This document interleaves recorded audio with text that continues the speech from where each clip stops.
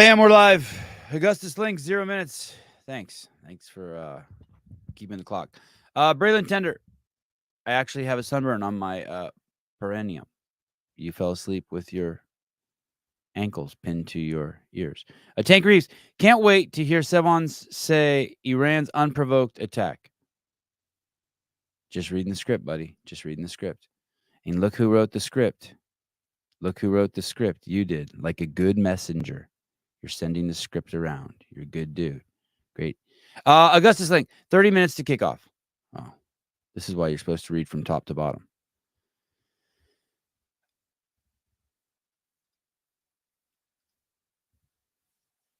Boy, this one I'm going to start the morning with. There was a clip.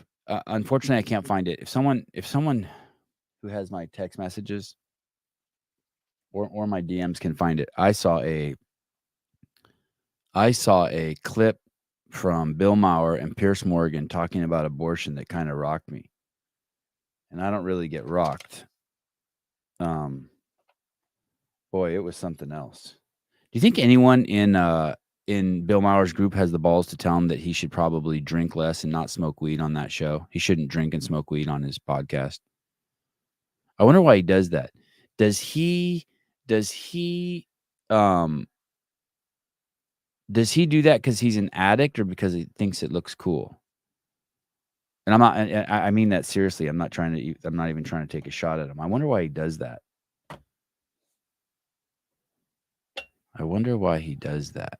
Is it supposed to be for some authenticity? Why would you do that? Why would you get on the air and drink alcohol and smoke weed and talking and expressing your opinion and using your logic as the primary tool? That's what you're selling. That's what you're attracting people with. Unless there's some sort of component. You know how like there'll be a video that says CrossFit video, drink a beer, run 400 meters, and then they do, they do 4 laps and see who throws up. Or I think there was one where there was even like eat a hamburger. Why would you do that? I honestly want to know. I'm not even trying to be rude. Like there might be a good reason. I'd be like, oh yeah, that's cool. I wonder why. I wonder what that is. Yeah. The beer mile. Yeah, the beer mile. That I kind of get. That I kind of makes a little more sense to me. And you do it once in your life, and that's it. You never do it again. I just don't get the smoking weed and drink. Oh, here we go. Philip Kelly. They're just chilling. It's similar to drinking wine and eating cheese on your podcast with your buddy. Yeah, but I did it once. And it was a celebratory show. And I hear you. It was a celebratory show to celebrate his my reason. I'll tell you my reason. Did it once to celebrate the launch of his 2 new olive oils. Yeah, where is that, Matt Burns? The one where he talks about killing babies. It's from a couple days ago. Does anyone have a link? I really want to play that for you guys. I was listening to it last night. Of course, it didn't make it into my notes. It's wild. I think listening to him say that made it so I'm no longer pro-choice. There we go. I said it. I think that may have. I think hearing someone say out loud what I've said out loud before.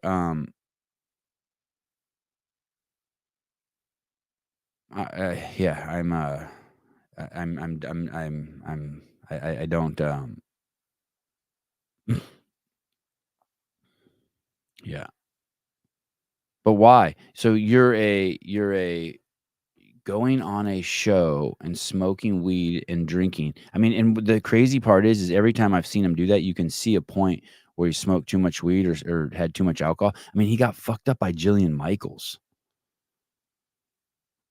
Yeah, I'm not suggesting it's awful, by the way. I'm not suggesting it's awful. I'm just I've never watched the whole thing, but I've seen 100 clips, and I like anytime I've seen Bill Maher's HBO show, I like it.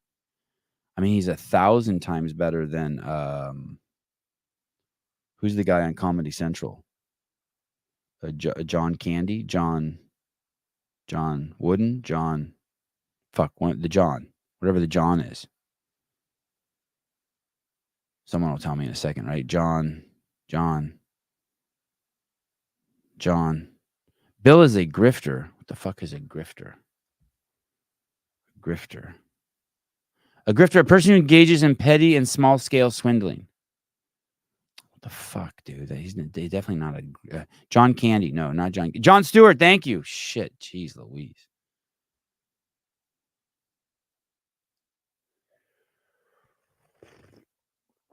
Anyway, we'll get to that. Let's just go with the weirdest thing I saw yesterday. So this is not the order that I saw these things, but I want to read this to you real quick. It's the wiki page for Jean Carroll versus Donald Trump. This is the lady that accused Donald Trump of I don't know what she accused him of. Well, let's read a little bit of this, and then I want to show you something really weird I saw. Jean Carroll versus Donald Trump is the name of two related lawsuits by author Jean Carroll against Donald Trump, who served as the 45th president of the United States. The two suits resulted in a total of $88.3 million in damages awarded to Carroll. Both cases are under appeal. Trump was related to Carroll's accusation from mid-2019. That's the part you need to hear. It was mid-2019 that she made the accusation. I think it was in the New Yorker magazine, that he sexually assaulted her. Trump denied the allegations, prompting Carroll to sue him for defamation. So she made the accusation in 2019. And I don't know if you've seen her, but she doesn't, she seems off. Something seems off a little bit. Something definitely seems off a little bit. Okay. So she made the accusation in 2019. We're good with that? You guys get that? Okay. Now watch this. This is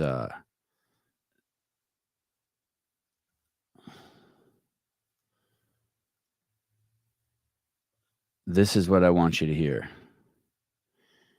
This is a clip from an episode of Law and Order, season 13, episode 11, that went live in 2003.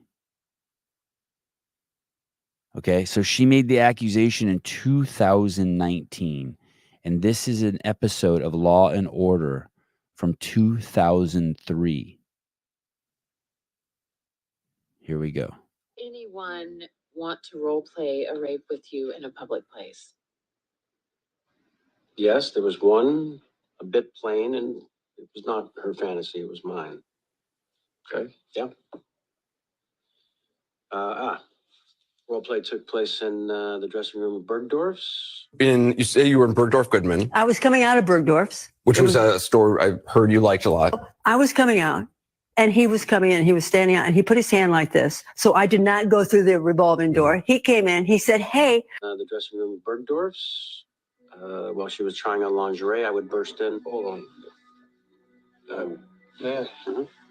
No, lingerie. Or he could have said underwear. And so we went up the escalator. We went to the lingerie department. It was empty. There was nobody there. There was nobody on the whole floor, frankly. And she said in the email that she wanted her first time to be a stranger rape fantasy. Told me where to go, when, what she'd be wearing, that she wanted it. Can you guys hear that? Is that playing for you? Because all of a sudden it switched speakers on my computer. Can you guys hear that?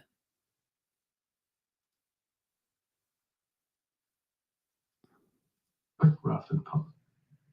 Let's go in the dressing room. I thought, yeah, I'm going to make him put pants on. Walked in, and the minute I was in there, he shut the door and pushed me up against the wall and bang my head on the wall and kissed me. She claims that she fought you. That was when it turned serious. I realized that this was a fight. And she wrote in this email dated 5 days ago, if I resist, it only means I want you more. How long? Brief. Mhm. Brief, because when a woman is stamping her feet, Whatever story this actress told her, she wants money or publicity. Maybe she's just being dramatic. E.g., Carroll Martin and me, conspirators, co-conspirators, liars. I mean, he really raked us through the coals, suggesting that we came up with a plan based on a Law and Order episode to bring down Donald Trump. I think we could have done better if we really had wanted to do that. Well, this kind of thing is why the NEA was gutted. Any suspects? So far, no records, no one on the sex. Crazy. Oh, what is off about her? Well, she suns her perineum. Have you? I don't know what's off about her. You mean what observations did I make that make me think she's off? Every time I see her, she has a different hair color. I saw the 60-minute piece at her house, and she was painting to summon water to her stream or some shit. She was painting the rocks blue and the trees blue. She just doesn't seem like she's playing with the full deck of cards. There were no witnesses. There were no witnesses to any of it. It's her word against his word.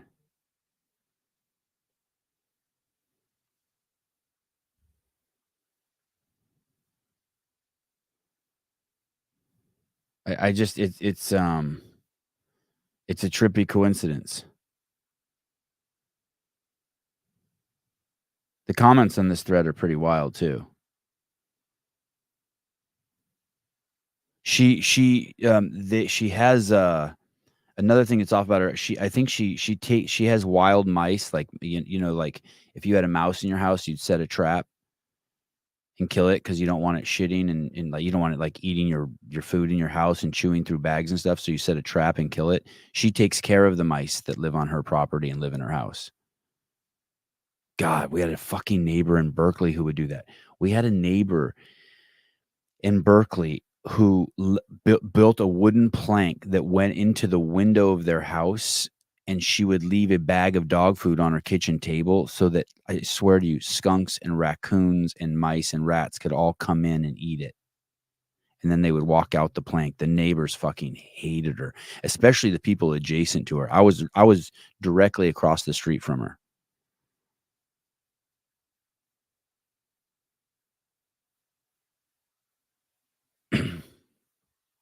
Yeah. There were no witnesses that saw Trump in the department store, just nothing like that. I don't even think they had a single witness from the department store, like none of the employees or anything.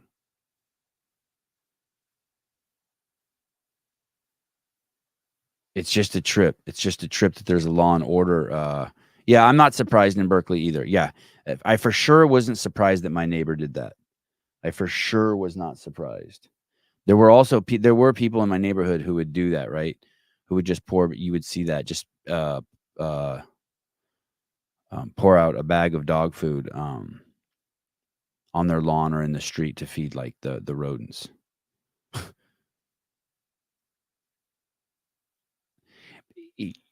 I haven't used this metaphor in a long time, but you have. I think it's quite apropos.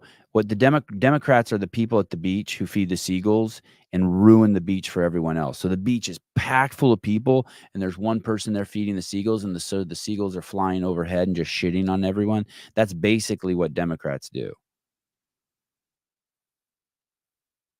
They basically are codependents for the worst of society, for the criminals, for the drug addicts, under the guise of being nice. Eric Weiss, I had a neighbor like that growing up. Odd couple would leave their back door open and feed raccoons and skunks with one with nature, I guess. Yeah, and did they use dog food too? It's not even like they feed them anything healthy. I did. Get ready, David. You are going to like this. We did, for some reason. I have no idea why, but we had this pack of wild turkeys. in my neighborhood in Berkeley. It was so weird. They were huge too. They weren't like the little ones we have here in Santa Cruz. They were monsters. And I can't remember what I bought them, but I would buy a bag of whatever they ate, and I would pour it underneath the BART track. That's our subway tracks down by the coffee shop. And I would pour the bag out there, so when we went there, my kids could look at the turkeys. Does anyone know what you fed them? Was it oats? What would we feed? What would I feed them? It was something. I can't remember. Anyway, that's like the Simpson-esque thing, right? How is that a Law and Order episode? Or can someone just be like, hey, dude, that's like a really common store. But the lingerie and the dressing room. But what's that store called in New York? Bergman's Dorf. Dorothy Bergman's. Crazy shit. We don't have any guests scheduled this week. Susan was trying to make the schedule light on me. I'm sure he knows that I'm starting to feel the pressure from Wednesday, Thursday, Friday. I don't know what's going to happen Saturday or Sunday. I don't know if we're streaming the quarterfinals workouts where they get to redo them. On Wednesday, I will try to get JR on here so JR can explain the entire layout, maybe even sooner. But the workouts for quarterfinals come out Wednesday. And then I think Thursday morning, very early, the day starts. And it's going to be just a day full of shows. And it's getting heated between the boys. I do think it's funny when you, from where I've sat before, I've never realized the importance of prize money. But I do think that Colton, Dallin, Jason, and Taylor all want to win that $5,000. And there's only 4 guys going. Also, the Glinton podcast put up $1,000. Garrett Glinton and Colleen put up $1,000 for the winner between Fee Sagafi and Lindsay Lane. I keep wanting to call her Lydia Fish. Lindsay Lane. Lindsay Lane won the Crash Crucible last year. And so they just they go one-on-one there. And we'll be showing that too. Which is really cool for Lindsay Lane because a lot of people probably don't know who she is. And I hear she's good. I hear she's really, really, really, really good. So it's going to be fun to see her go against Fee Sagafi, and they get $1,000. And that's crazy cool that Garrett put the money up. Garrett and Colleen. Also on Saturday, I might be going to a tennis tournament, so I might be asking Garrett to do the podcast again for me. Garrett and Colleen. I spoke to her afterwards, and I kind of screwed her when she took over the show because she has a Caleb who runs the back end for her, and I didn't give that guy back end access. I didn't give him access to behind StreamYard, so I got to do that this time so that she can have someone pull stuff up. Tennis is gay. God, it's kind of hard to argue with that. I'll just say okay. DEI hire except based on their merits. Oh, meaning I hired them because they're lesbians and black and have a son with autism, but they actually are good.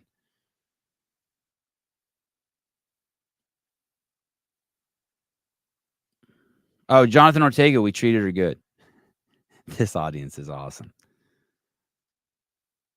Hey man, I went on her show and I had a blast. It was easy. She was good. She was great. And I fancy the idea of having a regular replacement. So I used the same person. Some of you aren't going to remember this, but I think Johnny Carson used to have Joan Rivers be his like fill-in. And I was hoping, and she talks about other topics besides games topics. So there was no picking her based on DEI, but it is nice. It does fit the. It is nice. I like it. She plays basketball. I don't play basketball. You know what I mean? She brings a lot to the table that I don't. She practices striking and boxing regularly. I don't. She just brings a lot to the table. We do have some things in common. She's married to a woman. I'm married to a woman. Things like that.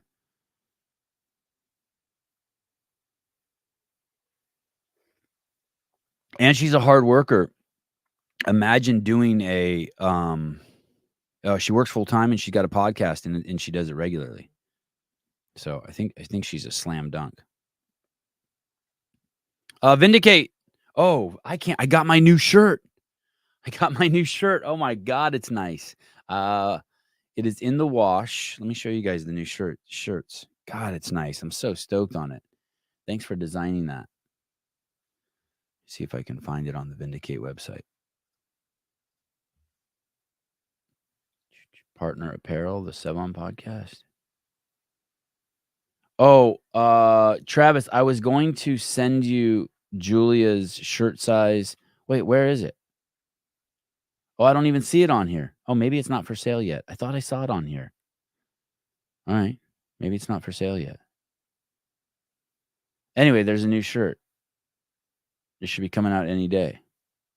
I want Travis, I'm going to send you Julia's address and shirt size so we can send her some CEO shirts. Maybe it's at the home. No. Oh, shit, you guys sell leggings? Wow.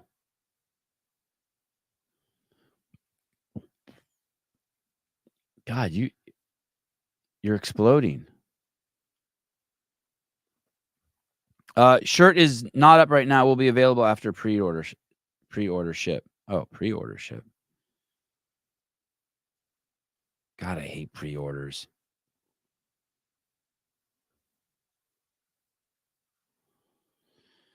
God, I hate pre-orders.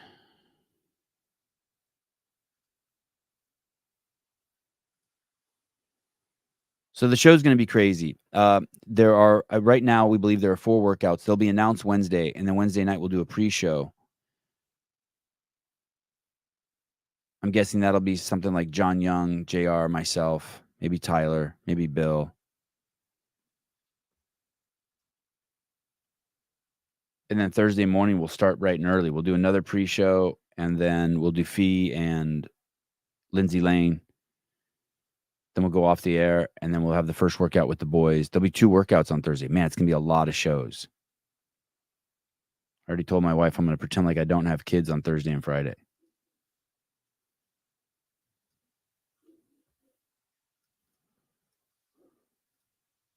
I'm pumped. I'm so pumped. I don't even know how you pay someone $5,000. Like, I don't even know how you do that. You said that Donald Trump would govern better financially versus Joe Biden. I'm assuming you're implying that you're implying to inflation. But would you agree that inflation is a global thing and that is due to supply chains being shut down during COVID? Bill? No. And I never imply anything, Stefania, ever. I always just say it. So you are paying 48% more for gasoline since Donald Trump left office. You are paying 23% more for groceries. And if you go out to a restaurant, more than that. That has nothing to do with Lithuania or France or Niger or Thailand. It has to do with regulations that the Biden administration slapped on the fossil fuel industry and others, which drove up the cost of doing business and then slowed down the supply line and hurt the farmers and across the board. That's why all Americans are paying more for the essentials of life. Donald Trump will remove almost all regulations. So therefore, just by that action, the people will get some relief. You said that Donald Trump would govern. So that means somebody got richer.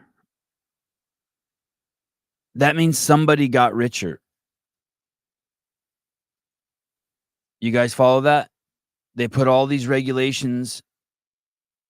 Our price of goods goes up and someone else got richer.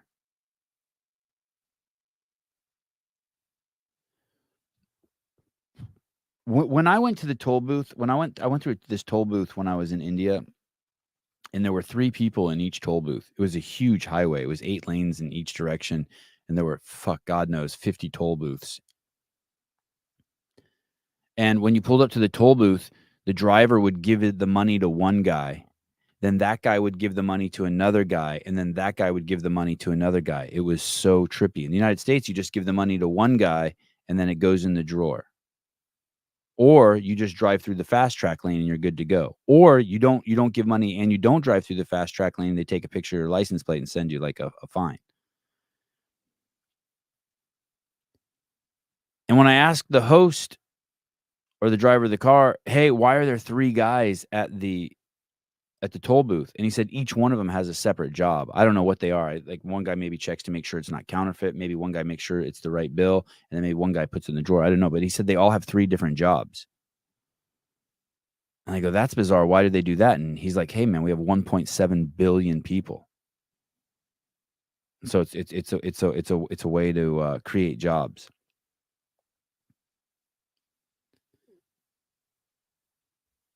And I tie this into regulations, just the bizarreness and the way it handicaps process. It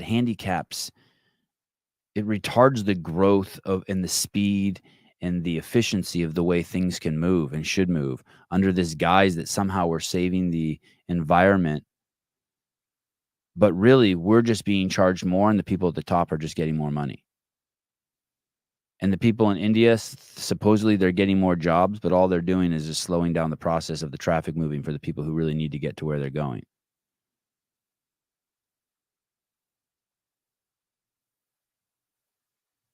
It's really trippy. That's like you guys tipping in restaurants. That's nothing like us tipping in restaurants. Do you know where equity exists, Jake? Equity exists in its perfect form in one place on the planet, and it's in prison. Everyone has the same size cell, same exact TV set, same sheets, eats the same shit. That's kind of what it's like in your country, dude. You're close to that.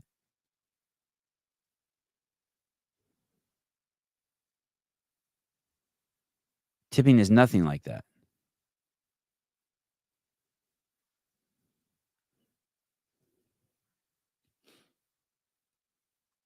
I went to the mall yesterday. It was a trip. It was only the second time I've ever been to the mall in Santa Cruz. It was weird. It was like going into a time warp. I felt like I was in 1950. Talk about a tired place. You guys know that phenomenon when you go into a hotel and it's tired? Casinos are like that. Like you can go into a casino and it's like you feel like you went into a time warp. It feels like you're back in 1970. Audrey, I'm going to walk into the mall today and buy some sandals instead of buying them on the interwebs. It's almost like it's 1997 again. Yeah, the mall's a trip. I went in there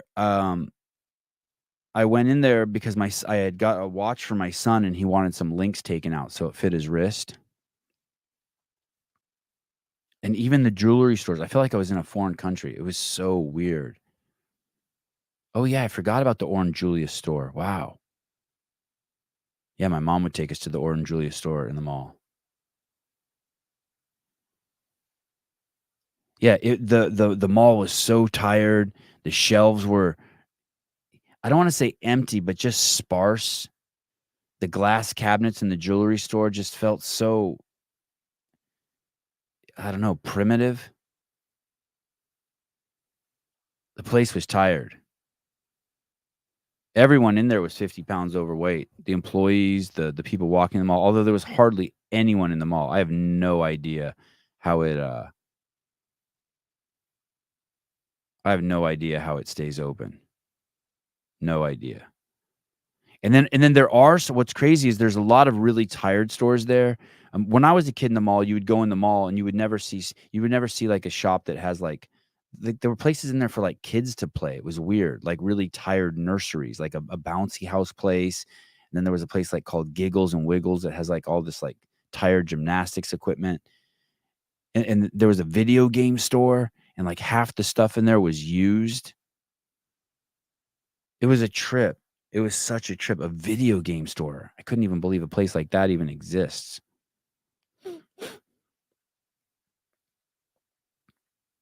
It was cool though. I mean, it was not. I mean, it was clean. It was tired, but it was clean. Yeah, I did. Real Kevin, do malls still exist? I didn't even know. I mean, I drive by the place, but I didn't really know till I went in there. There's a fountain in there that is. I felt like I was in Russia. The fountain is so tired. Little chips out of all of the whatever the tiles are around it.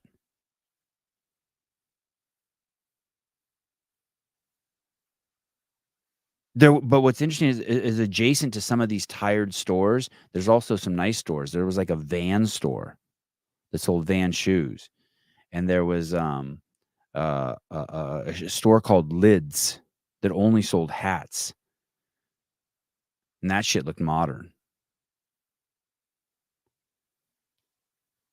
Wow, Grapevine Mills Mall had a skate park inside. Wow.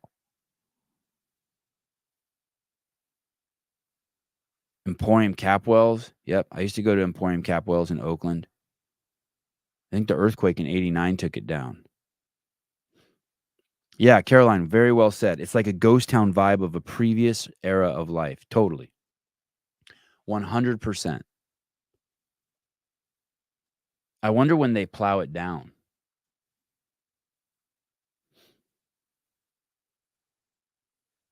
I saw a buddy sent this to me. Remember we were talking about Schrodinger's cat the other day? I still don't know what it is, but someone sent me this. Look at this. I might be a Schrodinger's douchebag. This might be me. Ready? Schrodinger's douchebag. One who makes a douchebag statement, particularly sexist, racist, or otherwise bigoted, then decides whether they were just joking or dead serious based on the other people in the group's approval or not. Schrodinger's douchebag.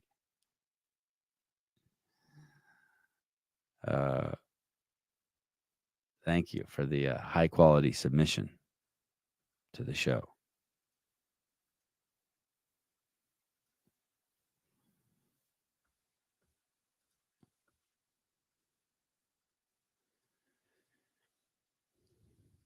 I watched a couple of videos on the Electoral, is it called Electoral College yesterday?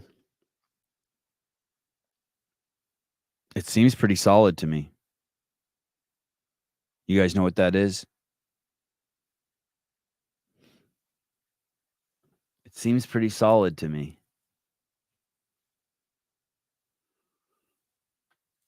There are 538 votes that elect the president of the United States. I apologize if this is wrong. Feel free to anyone to correct me in the comments.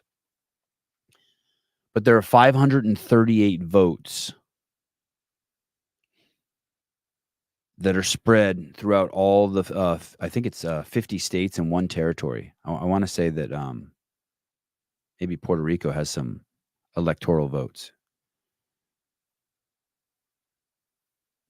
And there are, what is this? Alex Bridgeforth, tuning in from Korea. Oh, hi. Hello. North or south? There are 538 votes, and they're spread throughout the 50 states, and I'm guessing Puerto Rico. I think it said 51 territories or 51 places. Oh, maybe it's the 50 states in D.C. Maybe D.C. has electoral. I don't know where the one comes from.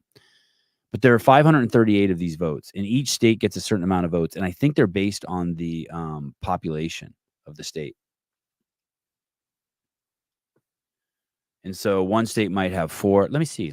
I'll actually look it up. Electoral college by state. Electoral college by state.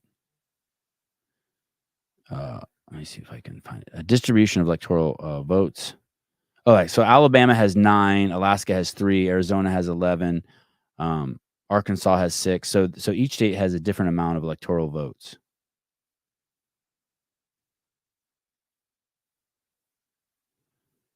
And these people from the Electoral College, I think it's actually 538 people, get together in a room,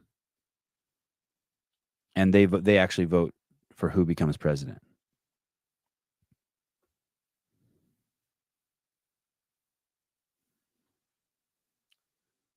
And each state gets to send its people. So let's say Colorado has 10 votes. the populist vote matters, I think, in Colorado. So what happens is Colorado votes for the president of the United States.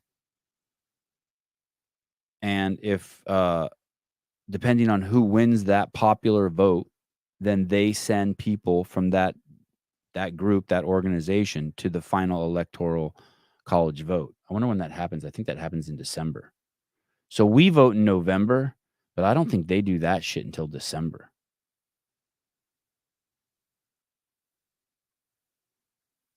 I probably should have memorized this shit better before presenting it to you guys. But no one's corrected me so far, so I must be doing good. And the reason they do this, and then it's not just by popular vote, is because you don't want the major metropolises electing the president. So you don't want just like 3 cities in the United States electing the president. You don't want it to be fucking Los Angeles, New York, and Chicago.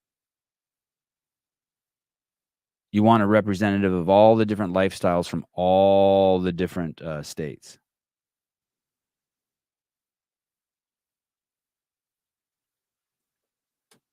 And I was convinced. I watched the video. I watched a 5-minute video explaining the Electoral College. Stephen Plyler, California going to lose 4 electoral votes by 2030. Oh, because the population's reducing? Good. I hope it does.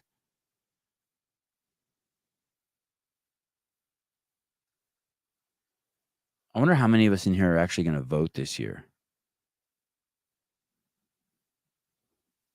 I'm voting. That's for sure.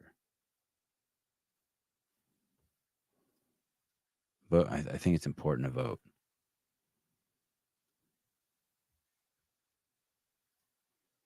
Sitting with me today is my global entry card, my military ID card, my Texas driver's license, my Texas license to carry, because that's how we roll in Texas, my congressional card, and of course, the good old-fashioned American passport. What sorcery is this? What am I, the Black Houdini? How was I able to pull off the impossible and attain not 1, not 2, not 3, but 6 government-issue IDs? Personal responsibility in this country. I fought for this country as an Apache helicopter pilot to protect free and fair elections, and having a government-issued ID isn't racist, it's American. You need to have an ID to drive a car, to check into the airport, open a bank account. You need an ID for basically everything to be a responsible adult in this country, except for voting, apparently, according to the left. Black America does not need well-meaning liberals putting their arms around us and telling us how we should go to the polls. In fact, if you look at recent headlines and polls, you will find that Black men specifically in this country are more fired up than ever to participate in the next presidential election. And I think I know why, and I'm really looking forward to these results. For the record, in the 2022 midterms in Georgia, it proved that election integrity and ballot accessibility can be achieved hand in hand. Sitting with me today is... What's the argument to not need a voter ID to vote? Is that the only argument, that some people might not have it?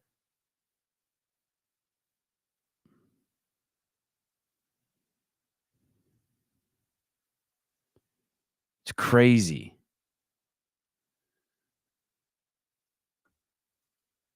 The same people that say voter ID is racist are the same people trying to oppress race. The real Kevin. The fake argument clock is that it will suppress voter turnout.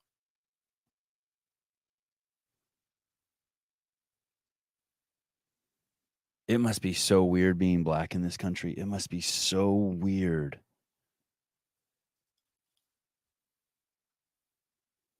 It must be so weird to have an entire party justifying everything you do.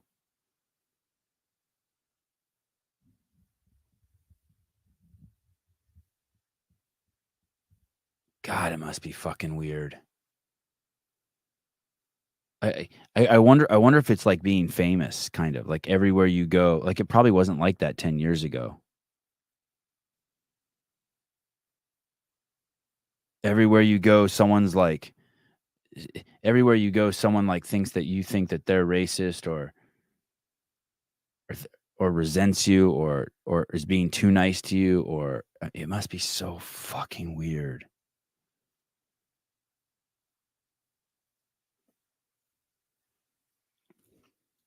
Caller, hi. Hey. Hello. It must be really weird. It must be really weird in Democrat states. It must be really weird, like in California. Hey, what's up, dude? So listen to this. On the flip side, my partner, Yeah, cop, obviously, they asked him to do a reading at a school, Mhm. elementary school, Oh, you know, cool. in Yeah. uniform, Yeah, you know, talk to the kids. yeah, I like it. So he gets there in uniform, gun, shield, Yeah, full cool. blue uniform. Yeah, I like They it. say, I'm sorry, but you're going to have to show your personal ID. He's like, personal ID? I'm in uniform. Like, yeah, I'm sorry, we can't let you in unless you show us your personal identification. Hey, I'm glad they did. But can you imagine? No, but I'm glad they did. That's good. Now ask for it at the voting booth too. Yeah, exactly. But in New York, they won't do that. Wild. Just go right in. I've never had to show my ID to go vote, ever. I can't remember. Oh, I've only yeah. voted in person like twice, I think, in my life. I can't remember if I had to show my ID. It's crazy. They say I've heard all sorts of weird stuff, like there aren't enough voting booths in the poorer areas. The lines are too long. People can't get time off of work. The hours are fucked up. I mean, I've never heard anyone personally complain about any of this stuff. It's just what the news tells me. You gotta stop watching that news, baby. Yeah, it's just, you know what I mean? It's just what the news tells you, but I've never heard anyone complain about it. Although the 2 times I did vote in person, the lines were crazy long, but I didn't hear anyone even in the lines complain. You just wait in No. line and then you go in and vote. And the line moves pretty fast because there's so many fucking voting machines in there. Yeah, it's like people that complain on Christmas Day when they're shopping at the last minute. What'd you expect? Yeah. Well, it's nothing like Christmas. Christmas is insane. Hey, how is everything? How's the gym? Yeah, I'm mopping right now. You get your earpiece in? Nah, my phone. Going back and forth. I listened to the podcast while I'm cleaning up, so I had to But do you put listen my to 2 cents in and just. Do you listen to it in your ear? Sometimes. Or is it just blaring in the gym? It depends. If I have my headphones, I'll put it in. But if not, it's usually blaring in the gym. Oh, man. Obnoxiously loud. Wow. With the doors open. It's finally nice out here in New York. My doors are open. It's fucking awesome. Do you know anyone who thinks that you shouldn't need ID? Do I know anyone? No, you should always have. Well, I don't even think in most New people York- even care, to tell you the truth. I'm trying to think of who cares. Or if it's just the it's just the politicians. It's kind of like the insurrection. I don't think anyone on the left really cares, or on the right. Like no one sees it as an insurrection. It's just the politicians. I wonder if it's just the politicians who are doing that to try to keep their jobs. In New York, you need to show ID when I pull you over. We do have the right to detain you and bring you into the station house until you can prove who you are. Oh, wow. Yeah, we can do that. We don't usually do that. Usually we make it so you get to the point where you do show the ID. Right. But yeah, we have the right to do that. Like if you when Mike McCaskey is, he's ready to fight me. Like if you do something illegal. Even illegal turn if you didn't signal. If I pull you over, yeah, and you'll have people say, "I'm not showing my ID." We have the right to detain you and bring you in until we find out who you are, because we don't know who you are. You could be wanted for murder. You could be committed a crime. So you need ID. I can't remember. You know what? One time at night in Santa Barbara, I was pulled over, and whenever I've told this story, it was that I didn't. My truck didn't. And they took me to jail. And the way I remembered the story was that I didn't have the registration sticker on my car, but I actually had I had paid my registration. But now that you're saying that, maybe I didn't have my driver's license, and that's why they took me. Whatever it was, it went away really quick. I didn't have to pay a fine or anything. It just got fixed. but it was crazy. Yeah. And I had my dog in the That's- car. It was a college town. The cops were assholes. You had a dog in the car and they locked you up? Yeah. It was, I would have let you go in 2 seconds. Yeah. Fuck that. He was in the back of a pickup truck. No freaking way. Yeah. For that? Yeah. No. It was See you, Sevon. Have a nice night. Yeah, it was something like that. It was nothing. Whatever it was nothing. Yeah, we could And he asked me what we could do. And he asked me also, he said, "Hey, have you been drinking?" And I said, "Yes." And I'll never say that again. I had one beer, and I said I had one beer, and he made me take the whole test and blow and everything. I was fine. I was legit. I don't even think I was like, I think I was just like moving my car. I think I lived in my car at the time. And so I was just like moving my car from one parking spot to another. Ooh, that happened to my buddy. He was moving a parking spot because he was parked illegally. He wanted to park it legally. Yeah. They pulled him over in the college parking lot. He was drunk and they locked him up. Oh, I did get I did get a ticket also one time. I had someone had given me a gift of some alcohol, a bottle of alcohol, and I'd opened it and taken a swig off of it and then put the lid on. And then I was walking from one house to another house in the city, and a cop stopped me and he said, "Is that an open container?" And I said, "No, it's closed. You walked up on me. It's closed." And he said, "Oh, but the seal's been cracked. And once the seal's been cracked, that's open container." I guess I didn't even know this. You're not even allowed in California to drive with the container once it's been opened in your car. Like even if it's got a screw cap, it's got to be in your trunk. Yeah, sounds about right.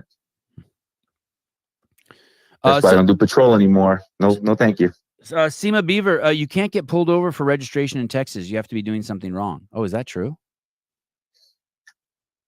I mean, you can get pulled over if you don't have here in New York. If your registration sticker is not affixed to your window, you can get pulled over. Or in those states that like have the little stickers that you just add onto your plate, you get pulled over for that.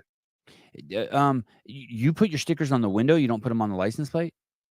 No, we put them on the window. Oh, interesting. Just on the back window. Front window, next to the inspection, which is a pain in the ass. Yeah, get those stickers off the windshield. Ugh. Wait a second. So if you're driving behind someone, you can't tell if their car's up to date in its registration in the city of New York? No. Oh, that's crazy. I was just pulled over a month ago. I passed a cop. I was probably doing 30 and a 35, and he was doing 28. It was a lady, shortest cop I've ever seen, tiny. And she put and I passed her as I was making a right-hand turn, and then she swooped over and got me because she saw my registration sticker wasn't up to snuff. Yeah. But she did call in and she said, "Hey, you've paid it." And I said, "Yeah, I know." She said, "Just go home and stick it on." I said, "Yeah, no problem." Yeah, we just look in the computer, comes up right away. So you can't pull someone over. You can't even get behind someone in New York and see that their registration is not up to date. You have to pull them over and then look at it. It's kind of weird. That is weird. It's like one of those things where you see something every day. It's just common practice. If you see someone passing by you with no registration sticker, it's obvious. It is? Oh, because you recognize it's not on the windshield? Yeah. But then you have the issue of sometimes they have out-of-state plates, which don't require registration window, sticker window.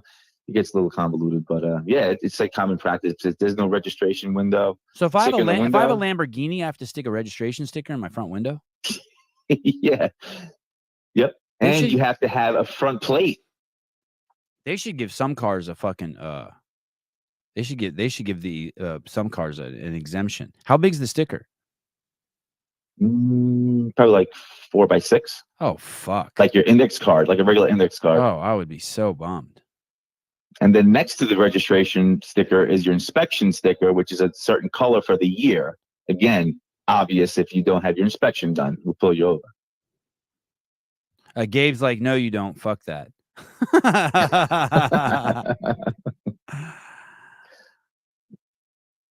He's from Jersey, so yeah, he's got different rules over there too. They don't have their registrations in their window. What did someone just ask me? Someone asked me about this. Sevi, did you see the new movie, The American Society of Magical Negros? The American Society of Magical Negros. Talk about being uncomfortable being black in America. Plot of movie is for black people to make white people less racist. Hey, I'm not sure if I understand what you're saying, but that is the only way it's going to happen. I used to say this all the time. Because of the way the narrative is, it's only going to have to be strong black men and women are now going to have to speak up, like this Coleman Hughes or like that senator who just spoke up, that's the only way. It's going to have to be blacks to say, it's going to have to be really strong people with dark skin who speak up and say, hey, stop fucking feeling sorry for us. That's just some racist bullshit. That's the only way that gets fixed. I mean, thankfully now there's more and more white people that feel comfortable doing that also. There were not a lot just 3 years ago. 2 or 3 years ago, talking like this on this show even was uncomfortable for me. But it's the same thing with COVID. The fat and old people could have stood up. Fat people and old people could have stood up and stopped what was happening. It really, in fact, too silent. Yeah, and fat people are going to have to stand up too and be like, they have to be like, hey, this is all our fault. The chronic disease, the diabetes, like that's the only way. There has to be leadership from those groups that wants to take massive personal accountability and responsibility. I know it's fucked up, but it's the only way. I started playing baseball again for the first time in 7 years.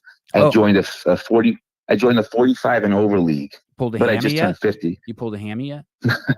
No, the opposite. I got to the field. I saw both teams. I thought I was at a 60 and over field. Oh, wow. These guys were 45 and over. And I was like, what? Holy cow. I was by far the fittest person on both teams. And I was 50. Are you doing it for yourself or to recruit people for your gym? No, I'm doing it for myself. Somebody came up to me and asked me, a personal friend of mine, he was just like, oh, you want to play in this 45 and over league? And I was like, you know what? I just turned 50. Let me give it one more go. So I actually caught yesterday 8 innings. They were shocked that I could do that. And I was running around like crazy. And they were like impressed. Caught meaning you were catcher, meaning you were like on your haunches. Yeah. Great. Yeah. Fast pitch or softball? Softball? Fast pitch. Wow. Holy shit. These guys were so out of shape, Savon. It was crazy. Like they couldn't even move. Do you pitch to your own team? Like crazy. Do you pitch to your own team? No. They pitch. Pinch runners because the guys were so out of shape they couldn't run to first? Yep. So you saw a 350-pound man go up to the plate and have a pinch runner. Yeah. If he got on, he had a pinch runner. Wow. These people were so slow. I hit a ball. I thought it was a foul ball. Ended up being a fair ball right in front of the plate. And I took off for first. And I'm thinking this guy's going to have me out by a mile. Yeah. I ran so fast. They only got me by like a half a step. I was like, what the hell's going on? Wow. So slow, these guys. How do you have time for all the rest this? of the year? You have a job? It's just on Sunday mornings. You have kids? Sunday mornings. You have a job? You have a second job? It's only for the summer. Yeah, second job. Kids. You seen anyone get hurt It's all yet? for fun. Yeah, one guy he almost broke his ankle. Like rounding second? Just going to first. Oh, shit. Just stepping on the bag. I was like, oh, that guy broke his ankle. Now listen how listen how sophisticated I am with this next question. Shows what a sportsman I am. Wooden bats or aluminum bats or both? Wood bat. Wood bat. Aluminum not Only allowed. wood bat. Okay. Not allowed, no. Does anyone play with aluminum bats anymore? Yeah. A lot of leagues do. Softball they do. That's why they tank them like 400 feet. Has anyone asked you, hey, how do you stay in such good shape? Yeah. And you tell them? CrossFit. Yep. CrossFit. Let me tell you about it. Nice. So corny. Oh, free membership for everyone on your team while the season's going. It's a lot of work. Yeah. All right. Fuck those guys. Fuck free. Never mind. I'm going to go mop. Love you. See you later. All right. Love you too. Thanks for calling. Thanks for saving the show. All right, man. Chief Nation CrossFit, Jethro. Did I get it right? Chief Nation CrossFit? Out in the Catskills? No, I don't even know. Is that true? Long Island. I'll just go with that. I think that's Long Island. Melissa Odier, I'm late. I was watching Pedro's new coach show. Coach show. God, I hate the fucking programming shows. That's not even fair. I've never even given him a chance. Is that what it is? It's a programming show. Is that the one where JR and Andrew he puts up the workouts and JR and Seth critique it or something, or Taylor and Seth, or two people critique his programming? Long Island. Can I also say the Catskills? Or no, that's somewhere else. Maybe that's where Garrett lives. The Glinton podcast. Interviewing coaches on their athletes for quarters. Oh, that's kind of cool. Okay. All right. Yeah, shut up and scribble. God damn. What a fucking mess that show is. Even though I feel bad because there's so many comments about how funny that show is, and so I'm starting to think maybe I should watch it. Because Taylor is funny as shit. Taylor is so funny. Man, he got into a nasty back and forth yesterday.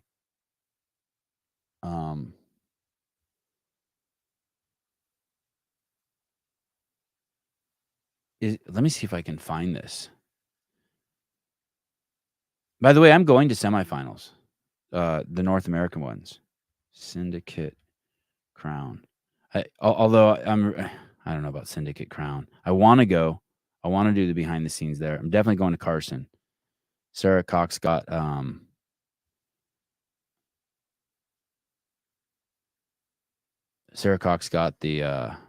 us a house.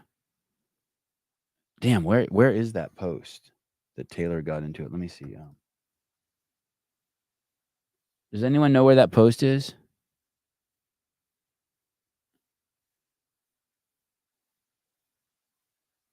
Where is that post? Maybe it's on Taylor's. Maybe it's on Taylor's Instagram account. Can anyone tell me where that post is? Oh, maybe it's here. Let me see.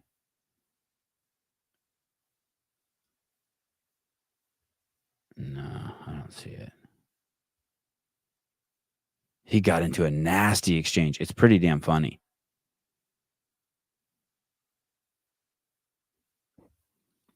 David Weed, Shut Up and Scribble is the best show on this channel. Well, the numbers are the best, that's for sure.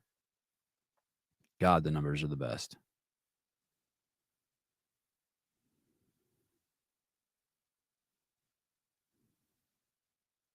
John Lavelle. Oh, that's a cool avatar picture. Check out John Woolley's Pay Attention to My Story article. He is crying for love. Is he okay? Like suicidal?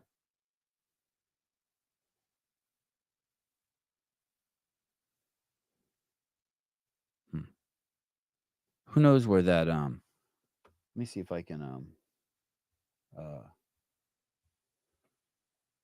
let me see if I can, maybe I can just call Taylor really quick and ask him where that thread is.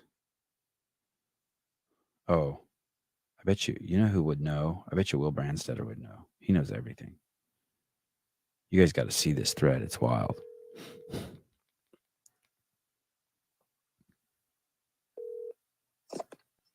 What's up? Hey. Hey. Hey, do you know where that thread is where we're live on the air, where that thread is with Taylor and that Leo guy having an exchange? No, I close my eyes every time I see messages from that thread. Oh, okay, fine. Fair enough. Okay. You're a good Christian. Thank you, Will. Yep, no problem. Man, Will does not watch porn. That's for sure. Let me see if I can find maybe Taylor knows. Let me see. Obviously he knows. He's the one commenting on that thread. They go hard. There's a lot of butt sex comments. Sounds like he was asleep. No. That's just the way Will sounds.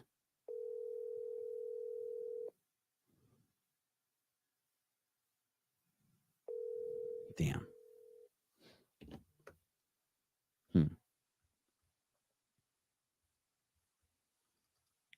Maybe I'll save this for another show. I can see the picture. I just can't see the account. I can't see. I see the post. I just can't see which account the post is on. Yeah, Judy Reed. That's a great. Will's porn would be Adam and Eve eating forbidden fruit. There's a guy, Leo LaFleur.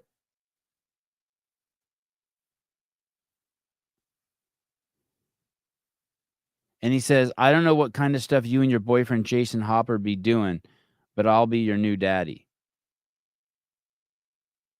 So he engages Taylor, basically saying like, hey, like I can beat you in a workout.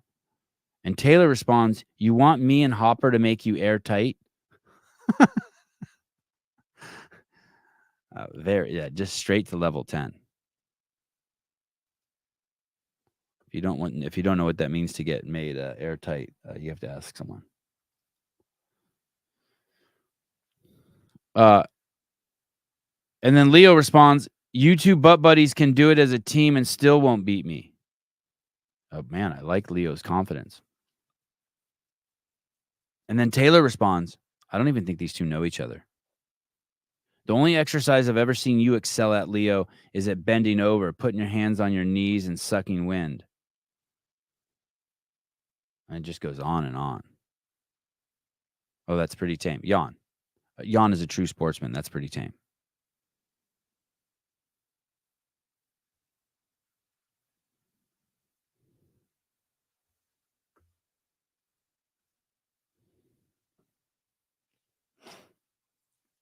I should watch that movie, the Magical Negro movie. Magical Negros.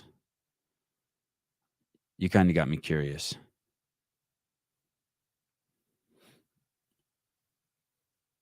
Jonathan Ortega, Leo and Taylor were at Crash last year together, but Taylor was just spectating.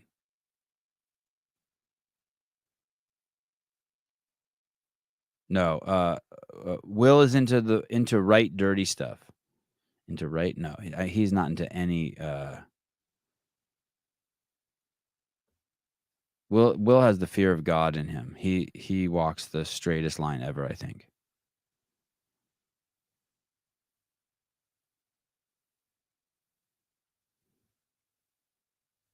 No, not the shiz. Crazy setup with the air runners. No, airtight is different than air runners. Airtight is significantly different than air runners. I can't throw on the trailer for Magical Negros because you're not. They'll ding me every time I throw on a trailer. I get fucking in trouble.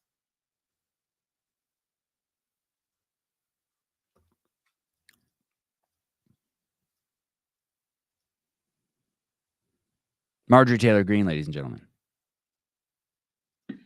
Not one single person has been charged with insurrection. Not one single person has been convicted with insurrection. Not one. In every single court of our land, no one's been charged and convicted with insurrection. Yet Democrats and dishonest people in the media every single day accuse President Trump of waging an insurrection and accuse many of us of waging an insurrection, and you're doing nothing but lying and selling the lies of the Democrats, all for campaigns and elections. Shame on every single person that has done that. Shame on you.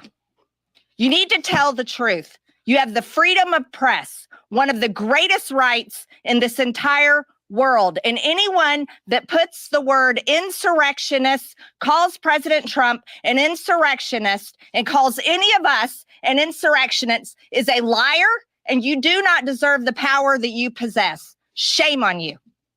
Shame on you. Let me give you guys a little history lesson, okay? When President Trump was inaugurated, Antifa and leftist rioters nearly burned down Washington, D.C. Did you call it an insurrection? No. BLM raised millions of dollars on the Act Blue Democrat fundraising website and then proceeded to cause $2 billion in $2 billion. $2 billion in damages. I'll never forget when the BLM rioters, they killed the former black police chief of Oakland on the steps of a building that was named after another, famous black civil rights person. I could Google it and find it really quick. And I was like, wow, that says it all. Black Lives Matter killed the former ex-police chief of Oakland who was trying to quell the riots in front of a building that was named after a black civil rights activist. $2 fucking billion. Do you know what the damage done to the Capitol was? $30 million. They said $30 million in damages.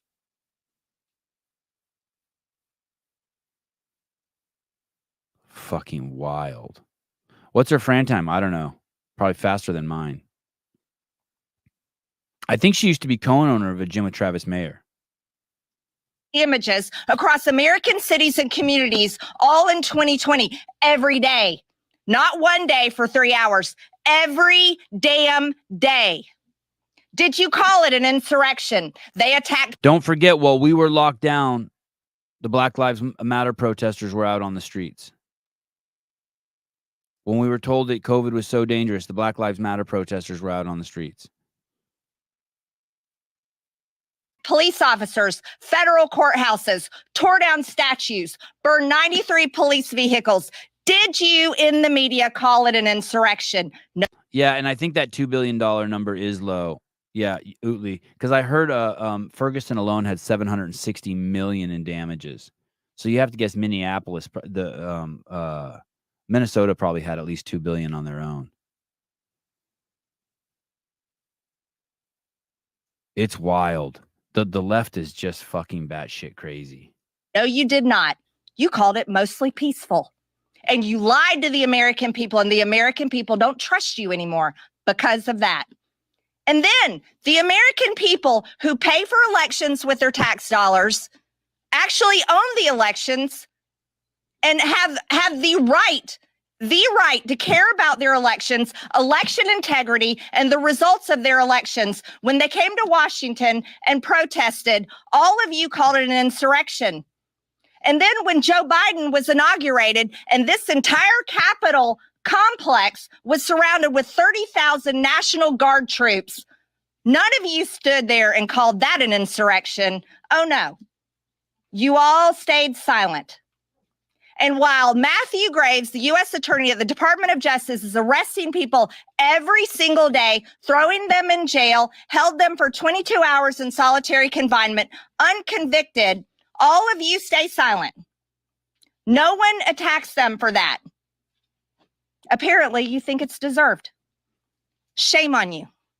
And I want you to know the American people are paying attention. They're not stupid just because you tell them in your articles and in your headlines and on your networks that Trump is an insurrectionist or any of us are insurrectionists. No, as a matter of fact, you're hurting your own careers and you're hurting your industry for lying to them.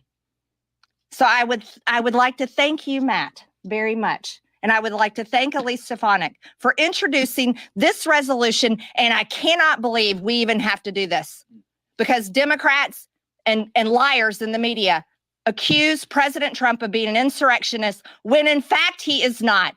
He said, go in peace. Go in peace. God bless President Trump. God bless him for saying we should care about our elections. And I want you to know, because of that, Americans do care about our elections.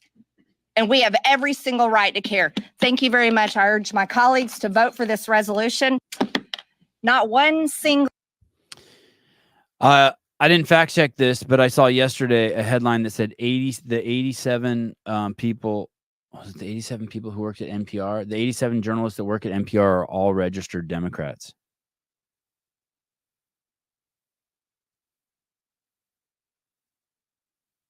The 87 journalists who work at NPR are all Democrats. 87. Let me see. I'll just look up journalists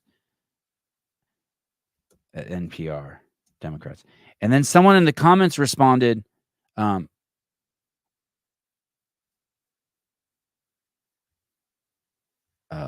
responds after editor says it's lost American trust. Journalists after senior editor says it has lost the public's. Oh, okay. Here we go. NPR defends its journalism after senior editor says it has lost the public trust.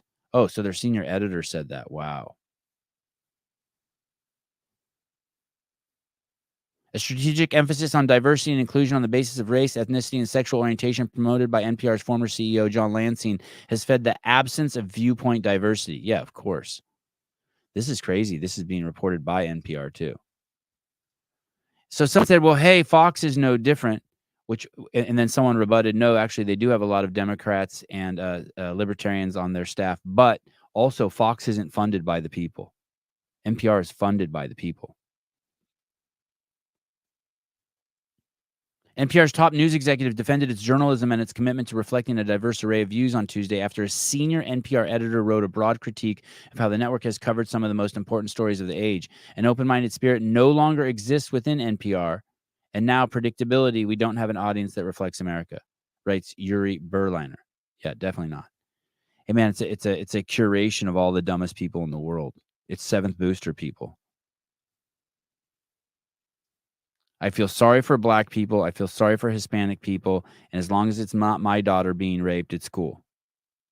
It's not their fault. They're not privileged.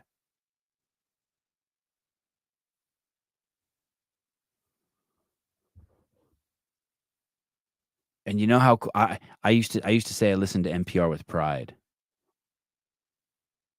That's not going to surprise you guys, right?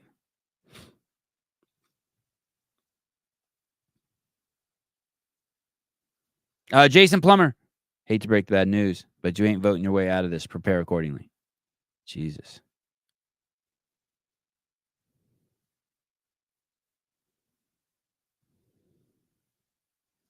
Olivia, unfortunately, you are correct, Jason.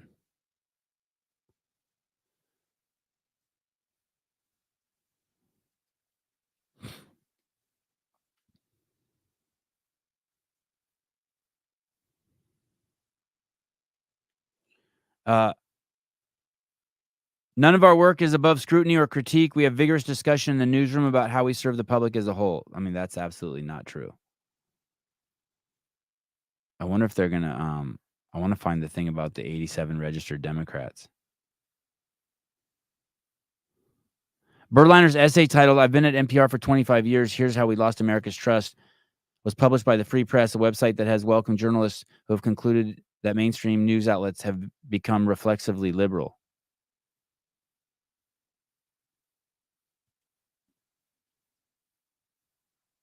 Hey, man, of those 87 people, how that are all registered Democrats, the journalists at NPR, it's wild. What do you think? How many pedophiles do you think there are in the group? You think anyone in that group sees themselves equal to black people? What cities do you think they live in?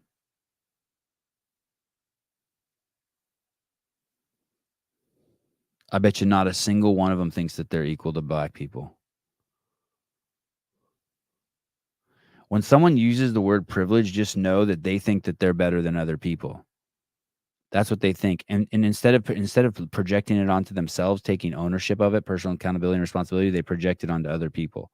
They're basically saying, I'm better than you are. Or you are less than that person.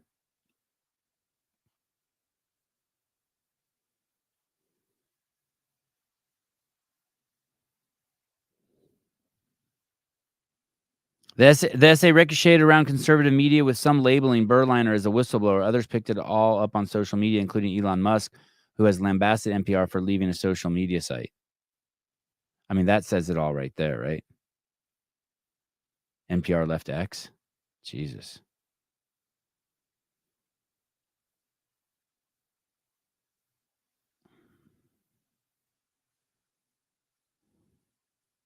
I mean, you guys all know how it is. You can't say anything in your workplace. You can't have free discussion and anywhere that goes against the narrative. You will get destroyed. That's the cool thing about what I do. I sit in the area where all the parents sit, and I drop little zingers about Democrats being fucking pedophiles, peace and love for everyone, the gay flags up on our fucking elementary schools. I just like dropping those little zingers.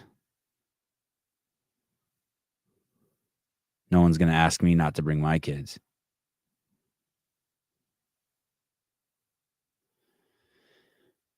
Jake Felton, never again will we have journalists or media just reports on stories. Cronkite, Jennings, Brokaw, rather, all of them would be embarrassed today. I really like James O'Keefe. I really, really, really, really like James O'Keefe. Jake Chapman, some of us work in CrossFit gyms. We can say what we like. I haven't seen it. I haven't seen it, but I heard John Woolley. I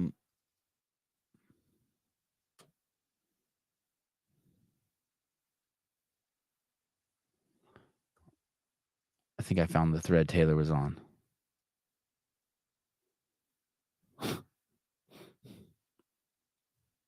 Damn, it's aggressive. I heard John Woolley, that's the make great wads again guy, say that. Or no, I didn't hear him say this. Someone told me he wrote an article for the Morning Chalk Up of why we don't use Forge and Elite Fitness anymore at CrossFit. And I haven't seen the article. I think it's behind a paywall, which is a kind of a weird place to have editorial, isn't it?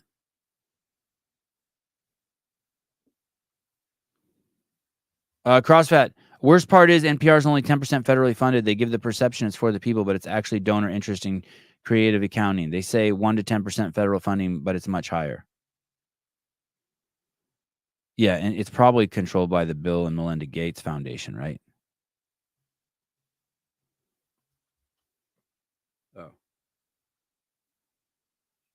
Hi. What's up? I'm live on the air. Okay. Where's that exchange between you and Leah Lefleur?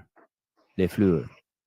It is on Colton's 100 burpee for time reel. Oh. I think that's collaborated with Jake and Brian Spin. Hey, don't you feel bad picking on a guy with the last name Lefleur? Lefleur? No, I don't feel bad at all. He fucking... His last name's Lefleur. Dude, you can't pick on a guy named Lefleur. He basically, in his brain, look, this is exactly what happens. Okay, go ahead. And I know everything. I know you do. All right, so look. He was thinking to himself, ooh, I think I could beat anyone at 50 muscle-ups for time. No one knows who I am, but I'm trying to get in on this live action. I challenge Colton Mertens to 50 muscle-ups when Colton hasn't even ever proclaimed being amazing at ring muscle-ups. So I just thought it was a super fucking dumbass thing to comment. So I went at him. Well, it's very entertaining, and I appreciate you for being part of the CrossFit community and creating such creative content. You're so welcome. I know some of my responses may seem a bit grotesque or even abrasive, but trust me when I say this, I love everybody for who they are, including Leo. Yeah, no judgment. No judgment if you take it in the dumper. Right. Hey, I don't see the post. Where is it? I'm on Colton's Instagram. Okay. Let me pull it up. What's the still screenshot? Colton Mertens. The still screenshot is if you go all the way over to his right squares, it's the third one down. 100 bar facing burpees. Oh. 3, 2. Oh, yeah, nice. Yeah. Okay. All right. Thank you. Hey, maybe we could do a reading of this, and I could play Lefleur, and you could play yourself sometime. Dude, I would love that. We Yeah. could do like a little show and tell story time. Yeah, like a reenactment. Cool. Okay, then I'll save this. I won't read any more of this. I'll save it for Wednesday. I'll play Lefleur. All right, sick. Okay, bye. All right, fine. Think Wednesday, guys, a reenactment between Taylor Self and myself.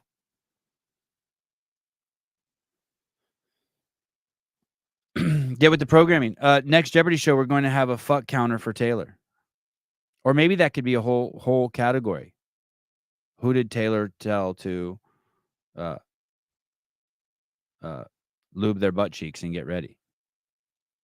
I don't even know how Jeopardy works.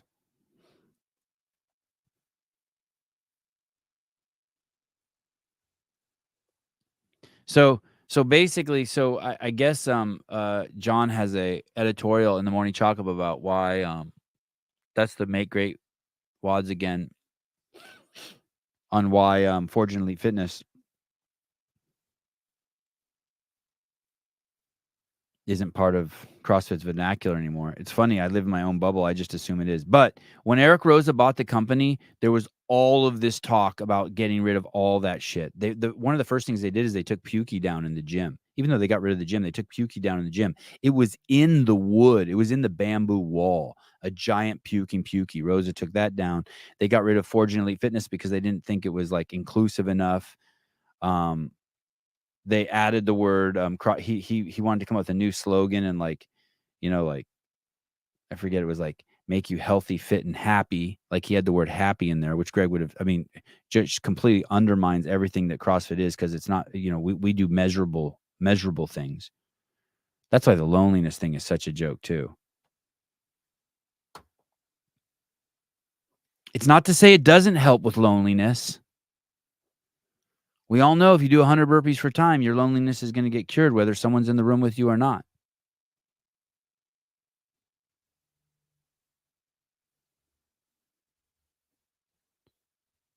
Yeah, like that. Jonathan Ortega. Whose cheeks were clapped via Taylor in 2004? No, but I think in Jeopardy you're supposed to like the question is the answer. Jessica Valenzuela, our gym just ordered Pukey shirts with the name of our gym on the back. Super excited for it to come in. Yeah, that's cool. But the only reason why they took away Forge and Elite Fitness, that was all woke stuff. That was all like, hey, get rid of Sevon, he's toxic. Get rid of the Pukey clown. Get rid of the Forge and Elite Fitness. Get rid of just anything that could be perceived as having any edge.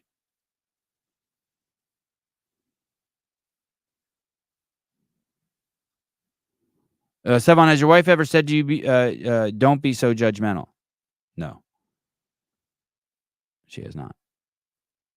She doesn't like me talking in absolutes. I shouldn't say she doesn't like it. She's okay, but she'll correct me if I get that. That's what I get corrected on the most at home. What did I tell a story the other day that she started to correct me on it and then she backed off? I think she knew I was gonna fucking snap.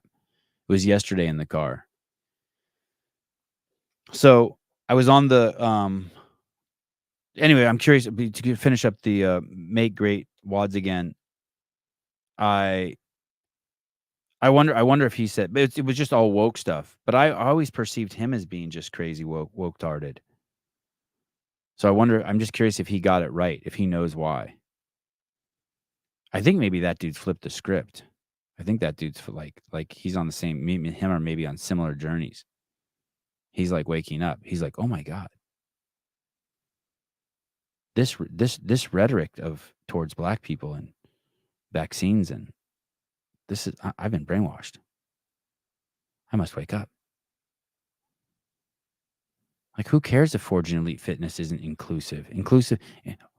Who do you want to include? Who do you want to include? Do you want a brand that forges Elite Fitness? Yes. Do you want a fitness methodology that you want to be on? Do you want to have a job where you can be honest? Yes. If your premise for fucking talking is that you absolutely don't want to alienate anyone ever, you're fucked. You're fucked.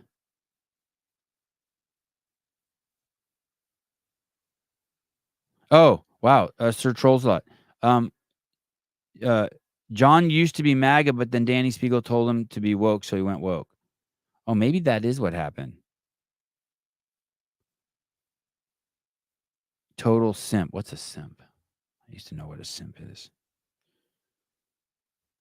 Simp is a silly or foolish person. Oh, I thought it was something else. Oh, internet slang for describing someone who shows excessive sympathy and attention towards another. Oh yeah.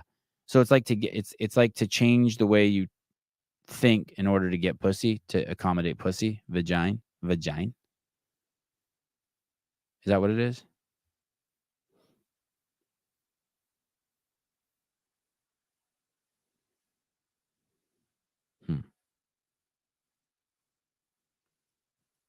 Wad Zombie, it's hilarious. You can get rid of the tagline, but the Forge and Elite Fitness still happens. Yeah.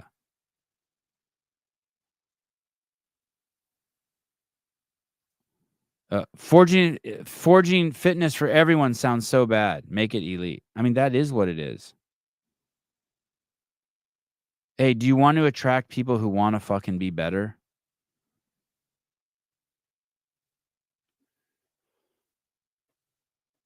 So I'm driving in the car with my wife yesterday. Oh no. So I was on, I think it was on Jason's. I either said it on this podcast or on Jason's podcast. And I said, hey, my kids were at a restaurant the other day and they were sitting at a separate table and the waitress or waiter came over and said,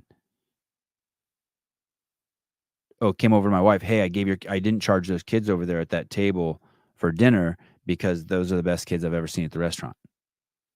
I cannot believe how good your kids are. Something like that, right? That's the story I told.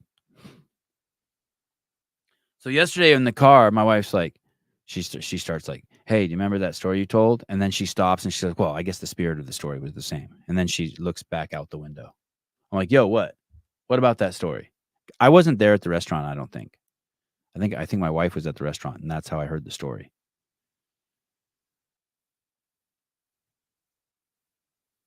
Although I hear that shit all the time about my kids. Holy fuck. But so then my wife looks out the window, and I'm like, what? Tell me, what? She's like, well, the spirit of the story's right. I'm like, what? I didn't tell the story right? And she's like, well, the spirit of it was right. Don't worry about it. Don't worry. I'm like, what? She's like, well, you probably, and now it's getting weird. She's like, well, you probably thought they got the whole dinner for free. I'm like, wait a second. So that story's not true? And she's like, well, she brought out an extra pizza and gave it to him. And she said that this pizza's on the house. So it wasn't technically the whole meal that was on the house. It was just the pizza that she brought out. And she was right. I was pissed. It's like, I don't fucking care. Spirit of the story is right, correct. I don't give a fuck if it was a Lamborghini or Ferrari. Point is, my kids are fucking great, and that makes me a great dad. She's like, I know. That's why I said the spirit of the story was right. So, Dan, those are the kind of, you know what I mean? I'm just like, I just tell stories. Sevon, fake news, I guess. Fuck it. I don't care. Listen, if I'm telling you that I slept with 3 girls in one night and you found out it was 2 girls and 1 guy, like, I don't care. That's close enough. No, it's not the same. No, Mary, not same vibe as show's capacity. No, that's a sport. That's a sport. That's different. No, Judy, don't laugh. Oh, fuck. I hate you guys. Getting fucking pounded now. Oh, God damn it.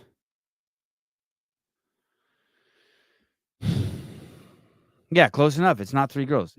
That's close enough. It's not. Yeah, I'm just telling you that I boned 3 people. Like, 2 girls, a guy, 3 girls. I wasn't biting my nails. I don't bite my nails. I was pushing my cuticles back.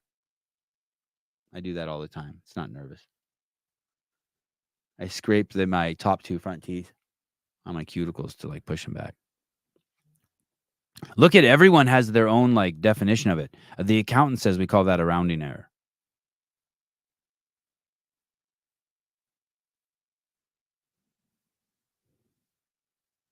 Bernie Gannon to the defense as usual. Thank you, Bernie. Supreme Court justice can't define what a woman is. How is Sevon supposed to? It's just that it doesn't matter. It doesn't matter. Like, I'm telling you the story to let you know that I boned 3 people. I'm telling you the story to let you know how great my kids is. If they got 1 pizza free or 7 pizzas, I don't understand. Like, if you're stuck on that level, then that's not where I tell my stories. I apologize. I don't apologize, but like, it's the spirit. You're just supposed to walk away and be like, man, he has really good kids. He must be a great dad. Not like, well, they didn't bring out. What if I would have been like, they brought out a pepperoni pizza? My wife would have been like, actually, it was cheese pizza.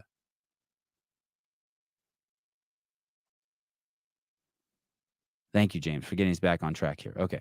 Sevon, I have a 19-year-old athlete. Be on the lookout for him this weekend. Oh, good. Okay.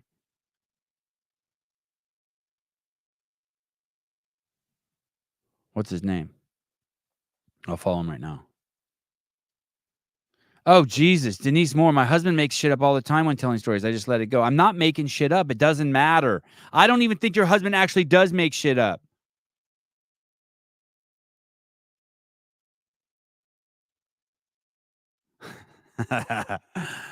Oh, God. Seema may have checkmated me. Seema Beaver writes, Sevon, nuances matter in quotes. Also, Sevon, details, schmeetails. That's... Damn it. Nikki Rogers. Let's see. Nikki Rogers. Talk about some pressure. Jesus. This guy. Oh, yeah. Okay, follow. Oh, it looks like Theo Vaughn. Looks like it could be Theo Vaughn's kid. Jesus. Oh, yeah, that dude's jacked. He's a baseball player? Oh, shit. Look at this picture of him. Look at this picture of Nicky Rogers here. He looks like Dave Castro. Look at this. Crazy. Look at.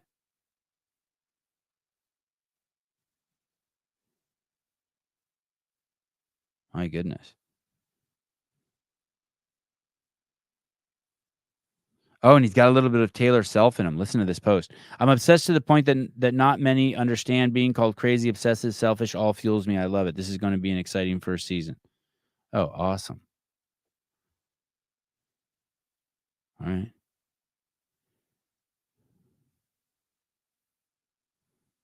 He's got a girlfriend. That's 2 points off. Listen, no one with a girl. Maybe. Oh, shit. He's married?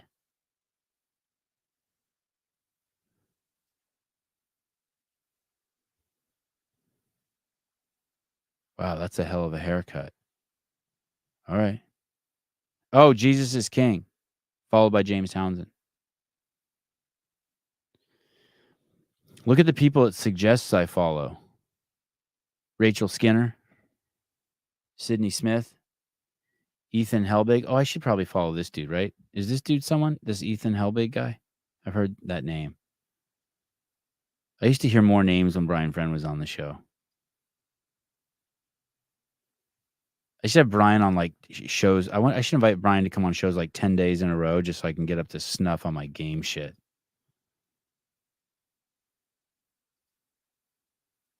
These are when you follow Nicky Rogers, these are all the people they suggest. I don't recognize any of these names. Oh, here. Oh, excuse me.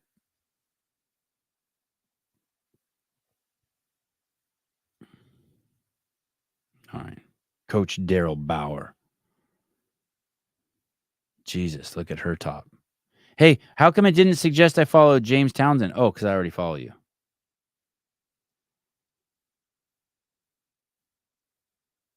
What do you think the best avatar picture is? You think it's just like a push your boobs to your chin? That's the.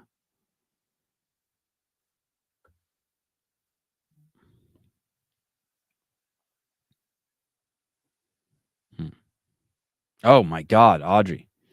John Young, get John a new phone. His camera looks like the first gen iPhone. Audrey, John doesn't know shit about fuck, but he's fit, so we like him. All right. John Young's fit? I don't know if I don't know. Heidi, Sevon courting Brian again. Jesus crimey, tough crowd today. Jessica Valenzuela, Brian who? Is she a dance? I think he's washed up. Bernie Gannon, Sevon needs to write his own gospel and submit it for inclusion to the Bible. Oh.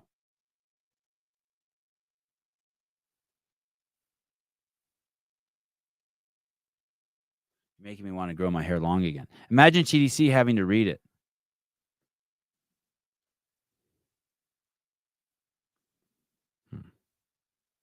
Oh, damn. I missed some comments from James. Oh, yeah. He's into college baseball.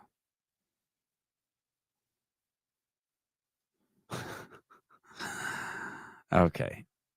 Okay, Hal. I see what you did there. Technically, Sevon didn't know the details, and he wasn't at the Mexican restaurant where the boys got 20 free pizzas. God damn it.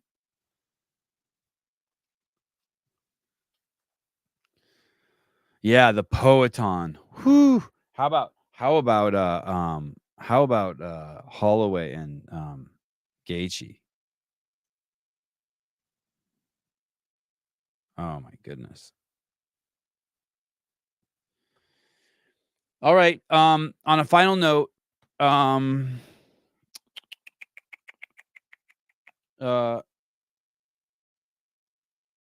what's the final note?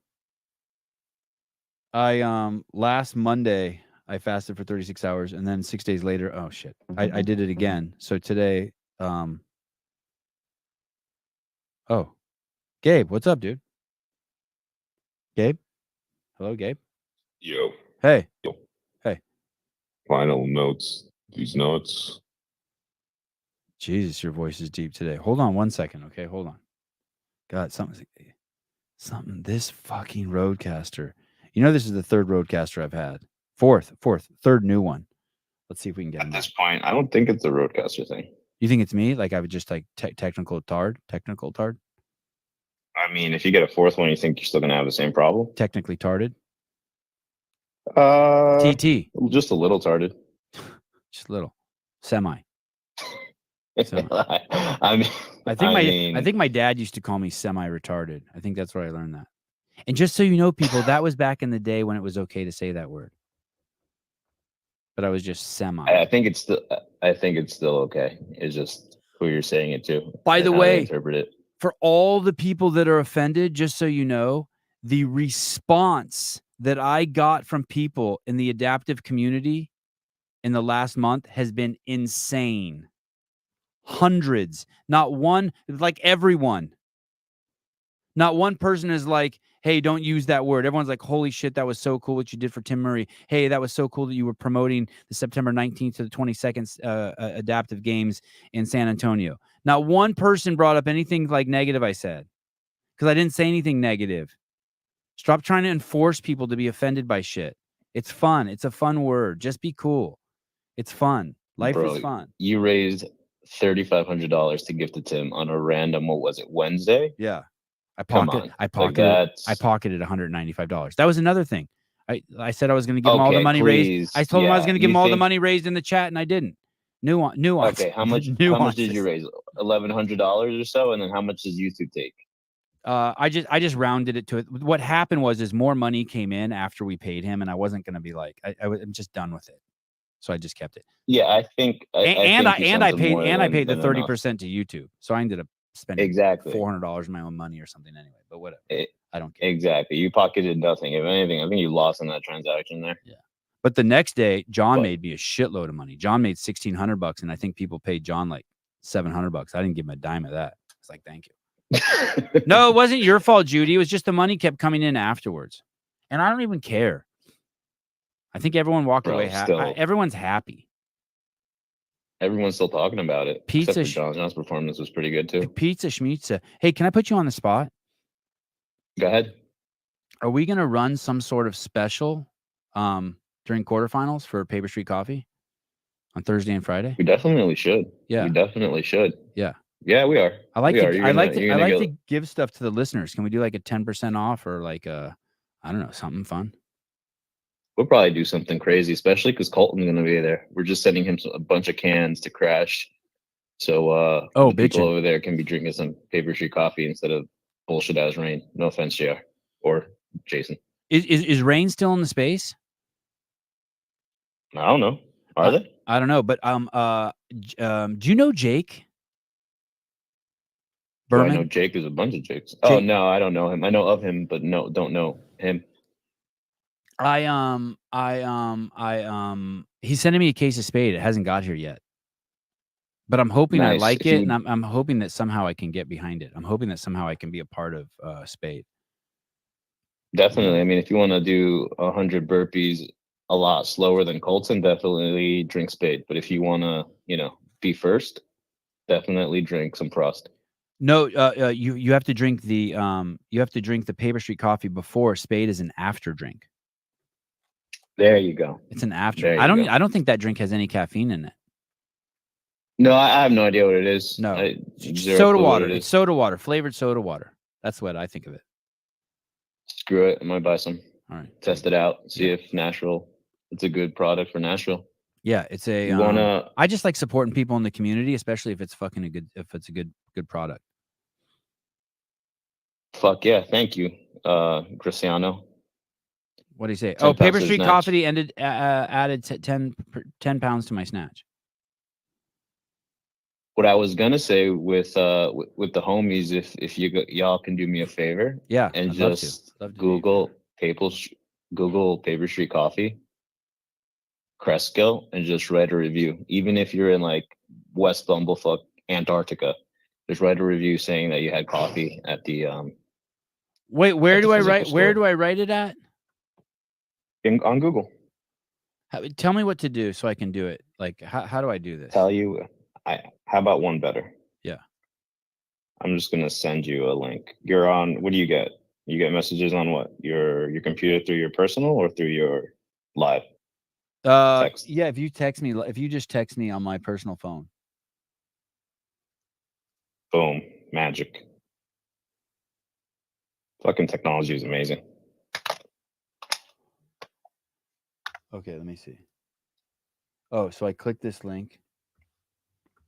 Okay. But okay, yeah, but that is where I'm at. Okay, I did that, but then now where do I look at? Go to the reviews. Go to the reviews. Oh, I was saying that Gabe's gym is in the Crest Gills. That's where Paper Street Coffee is. Okay, where do I go though? What do I click here? Reviews. What? It says Paper Street Coffee, Instagram, Facebook. Where do I go? Right. Yelp. Right there where it says Google review. Nope. Where it says 9 Google reviews. Right under Paper Street to your, I guess, right hand side. Oh, right above where it says order online. Yep. Yeah. Oh shit. Fucking skew the metrics for me, baby. Oh, that's awesome. Write a review. Write a review. It's not going to put up my address right. Hold on. Hold on a second. Click this and fuck myself. Oh, okay. Here we go. Okay.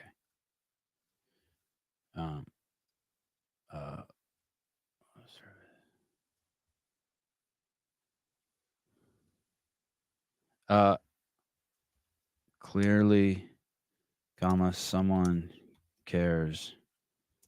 This is the best coffee and the cleanest. Did I spell cleanest right? Sure. Clearly, someone cares. This is the best coffee and the cleanest business in New Jersey. There you go.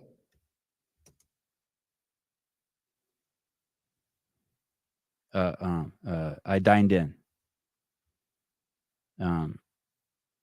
What did you get? Coffee. Other.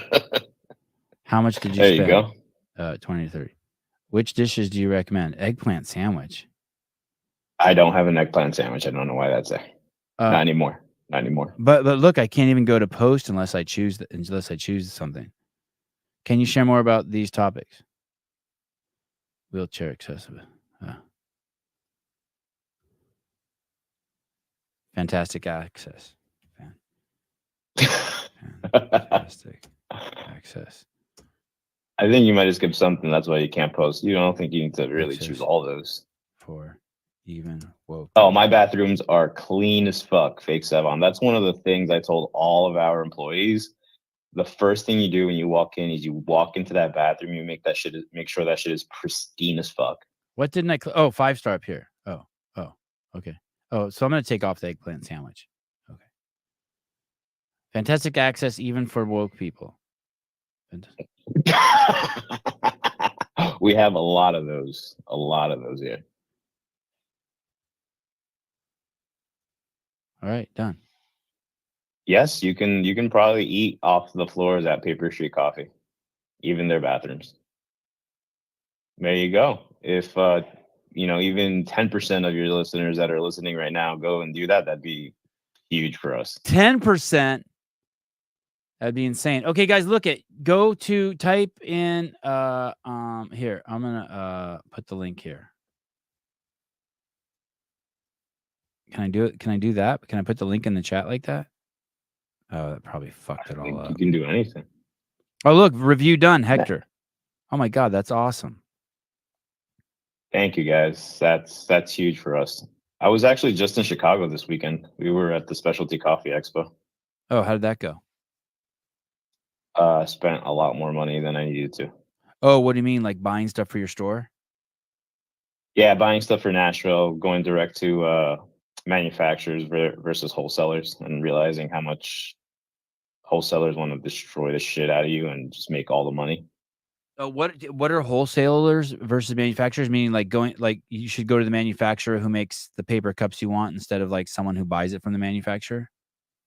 No, the espresso machines. The espresso machines are like 20 grand. Grinders are like anywhere between 3 and 5 grand, depending what you get. So just instead of paying 20% markup, 30% markup, you're paying almost no markup and going directly through them. So I saved a bunch of money. while still spending a bunch of money. Hey, when does the store open? You're opening a store at the Proven headquarters, Tia Toomey's joint. Yep. Well, at the current rate, I might go broke before it opens. I'm just throwing money at that place. And what is the opening date? Prospectively, I'm hoping June, July-ish, around there. Awesome. It just takes time, before the games. Oh yeah, most definitely before the games. We're gonna be doing a lot of pop-ups there. We're gonna be helping out with a few things that they have going on over there as well. So we'll be open prior to official opening date, but you know, it just takes a long time to build something out from scratch. All right. Gordon, I wish that I could get you coffee into your affiliate, but there was already an affiliate who tried doing that, and his only feedback was, "Hey, can I sell it for cheaper?" I said, "I'd rather have my coffee not be anywhere near you than you try selling it cheaper than what we sell it online." Oh, gotcha. Oh, he wants to sell the beans? Yeah, he wanted to sell the beans. You don't want to do an affiliate program. What's an affiliate program? Anytime anyone asks me if I want to do an affiliate, anytime anyone asks me if I want to do an affiliate program, I'm like, no, thank you. Pass the savings on to the listeners. Like I don't want to ask my listeners put in code Sevon and then I get paid 10%. I want them to put in code Sevon and they get 10% off. Yeah. I think he might be saying it differently, where I sell 2 affiliates, but I do have a product that we're working on. I told you who we're working on that product with, right? Right. Okay, yeah, I get it. Yeah. Sorry, my bad. Yeah, that would be cool. That kind of affiliate program. So that product, that product I think is going to kill it when it comes out.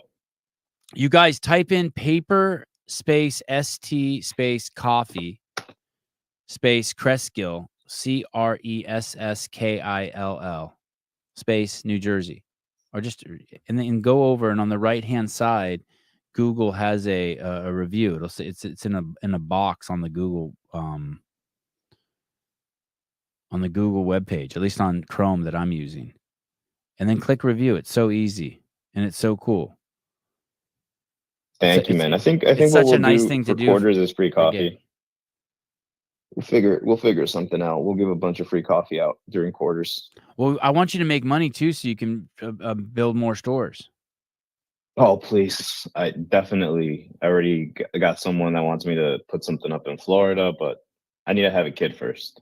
Oh, right. We'll Did you inseminated a woman already? Yeah, about 6 months ago. Yeah. That happened. Yeah. So we're 6 months down the road. Yeah. All right. Good job. It's been hell yeah. It's been an awesome journey. It's been really, really cool getting ready and getting prepped to be a dad. Listening to that podcast you had with Jason was pretty cool too. Hey, are her boobs changing? Oh, dude. Crazy, right? Amazing. Crazy. Amazing. Everything.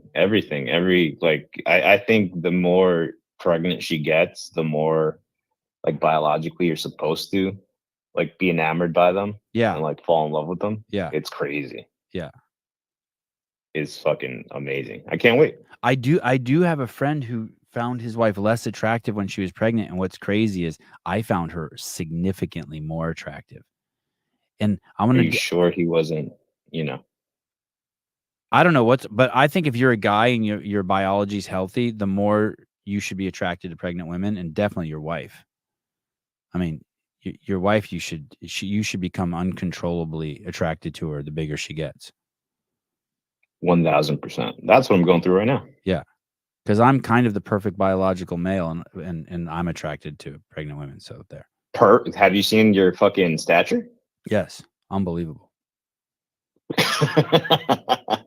Look at Judy Reed. I miss pregnancy boobs. Everyone misses them. Listen, everyone misses them.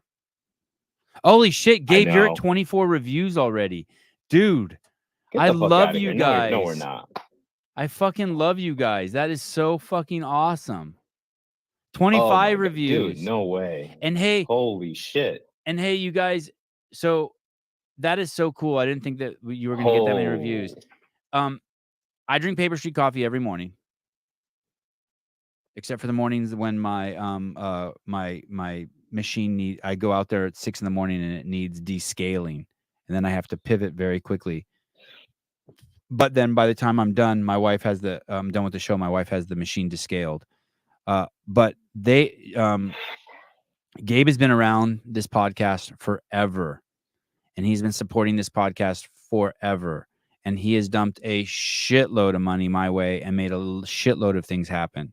So it means the world to me that you guys are doing this. It means the world to me. When you write a review for him, then Gabe thinks, oh, I'm spending my money well with the Sevon podcast. So trickle down economics. I really appreciate it.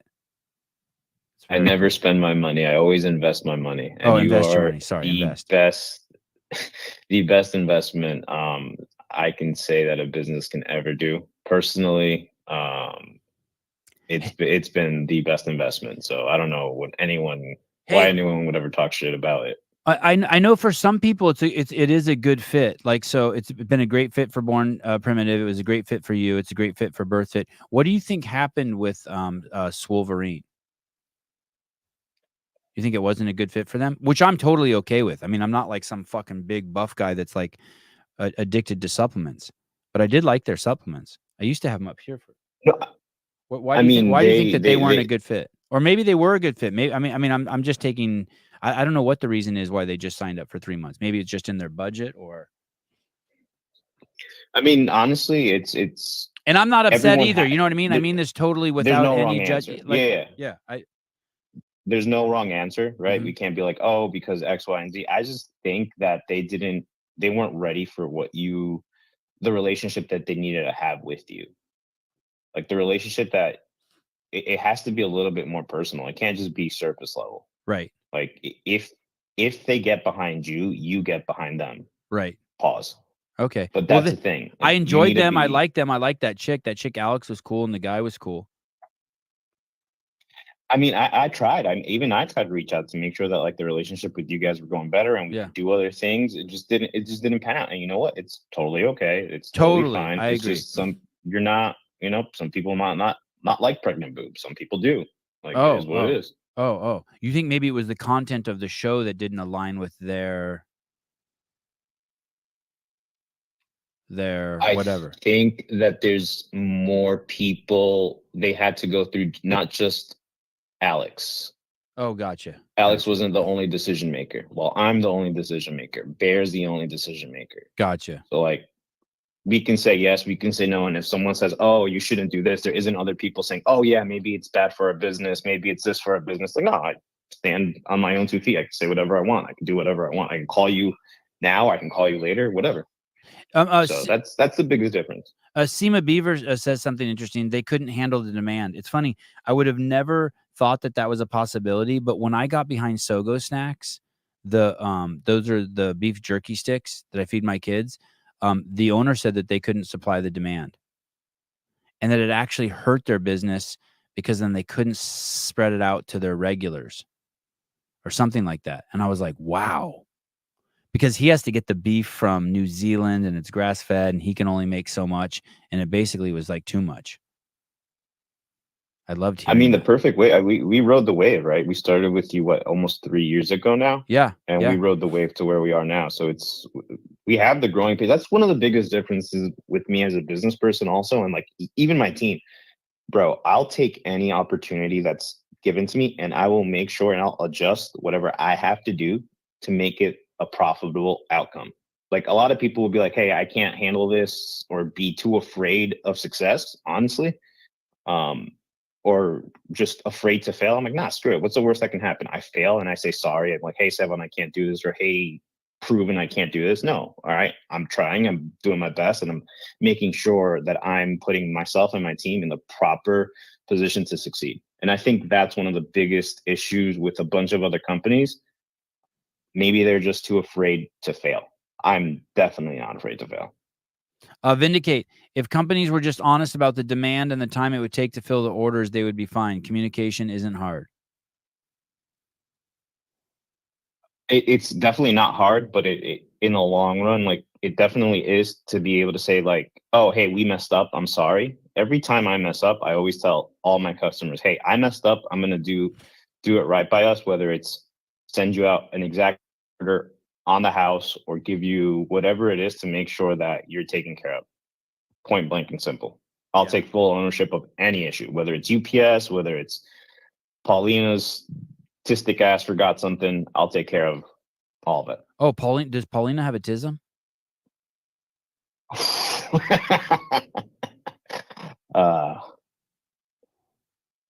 Possibly. Oh, that's awesome. God, no wonder I like her so much. I'm surrounded by tisms. That's crazy. No wonder I like her so much. She's awesome. Oh, hey. You know how you were talking about James O'Keefe? I liked her. He came into your store. She's one of those people that I like the second I put eyes on her. Like I just love her. I love her. Oh yeah, tell me about James O'Keefe. Wait until you spend a little bit more time with her. She becomes a little bit of a pain in the butt. Oh God, I can't wait. I hope I get a chance. Yeah, the tism people. Yeah, they're great. It's good. I may or may not have hired his previous personal assistant to work in Nashville. Wow. As the general manager. Was she at Project Veritas or with his new company? I'll tell you that off of this. Hey, yeah, I can't wait to hear that. Yeah, it was awesome. It was like, hey, do you want his number as a reference to call? I was like, hey, I don't think I want his number just yet. God, I'll get it later. He is so wonderful. It'd be interesting to see how. Wait, no, he's out of Jersey too. Listen, Audrey. Audrey says Paulina's a wonderful soul. Listen, you think everyone's a wonderful soul because you're a wonderful soul, Steve. But that's it. She's a soul. Let me put it that way. She's a soul. She has one of those. That's good. I like that. But I'll let you do your thing, man. Thank you so much. I can't believe. I think we only had 9 reviews when you went, and now that's crazy. I appreciate all you guys. You guys are amazing. Good. Okay. And yes, I do love Paulina. She's been the second best thing I've ever done with Paper Street Coffee. Just no one tell her that. First thing being Sevan. Paulina's the second best thing I've done. All right. Love you. Bye. Bye. Love you too. Bro. Maybe that's why. Okay. Look at this. There's this guy I'm gonna have on the podcast soon. His name is Richard Johnson. He's the author of a book called The Fat Switch, and he has a newer book out too.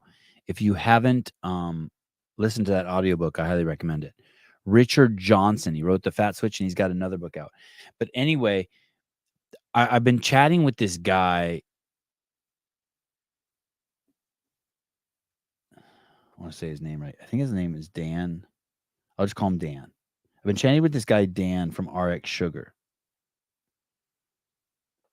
And he turned me on to this product called Allulose, Allulose, the healthiest sugar in the world. And I haven't done any research into it yet. And he sent me some of his product. And I'm super curious to try it. I got into it with my wife yesterday because he sent me some product to try, and I left it on the kitchen counter, and I wanted to make some videos of my kids trying it for the first time. It's called RX Sugar, and it's like these little pieces of chocolate that have like there's 0 on the glycemic index, 0 sugar, and I wanted to like see their reaction when they tasted it. My wife had already fed it to them, like as a snack after swimming or something. I was like, son of a bitch. It's my fault. Bernie, you wow, what an endorsement. I use it all the time. No shit. Oh, it makes you fart. Anyway, I can't. I'm gonna have I can't wait to taste it. I've been fasting for 36 hours. Maybe I'll taste it. I'll eat it right now. That I'm low carb and keto and love the lifestyle. In fact, I have no desire for sweet whatsoever and tend to think that sugar is detrimental to health. However, could I be wrong? Could a sugar actually be part of the solution to the obesity? Wow. Yeah, that's what people were saying. It actually. Oh. Could sugar be healthy? Roadmap of this video: fructose, allulose, Anyway, I got to watch this video. I'll show you this guy's Instagram account. Let me see. RX Sugar.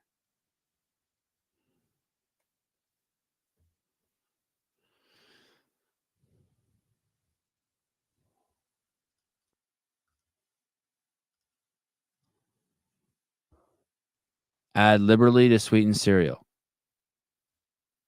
I don't eat anything that I would need to add sugar to. We've raised the bar, satisfying your cravings and your macros. Delicious, zero sugar, blood sugar friendly. What does that mean, blood sugar friendly? Anyway, this guy, Richard Johnson, wrote the definitive book basically on sugar. It's so good. Greg Foley endorses the book too. It's called The Fat Switch. And this guy is involved heavily with the making of this product. Zero sugar. Let's see. Zero sugar, zero glycemic index, blood sugar friendly, 80 calories, high fiber. What the fuck is in this thing?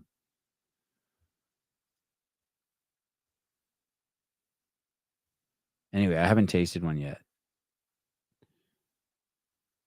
I guess I could ask my kids what they think of it. But anyway, supposedly this whatever this thing is, this Eluso thing. Oh, maybe I could Google that word real quick.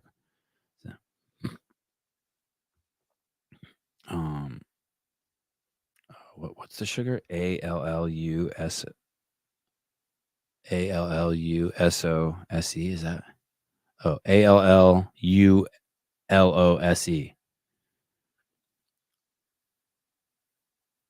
Allulose is a naturally occurring sugar found in figs, raisins, wheat, maple syrup, and molasses. It's sweet like table sugar, but without some of sugar's well-documented downsides. Cleveland Clinic.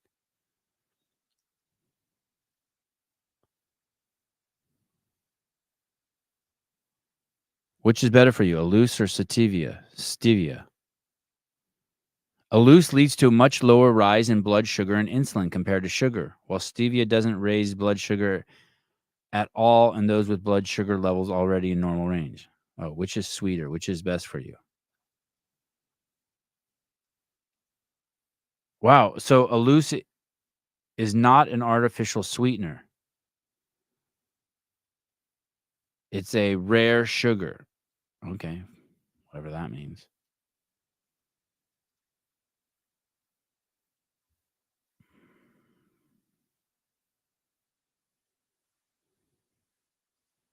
Allulose is a rare sugar that naturally occurs in fruits like figs and raisins. It's about 70% as sweet as sugar. So a little less sweet than normal sugar.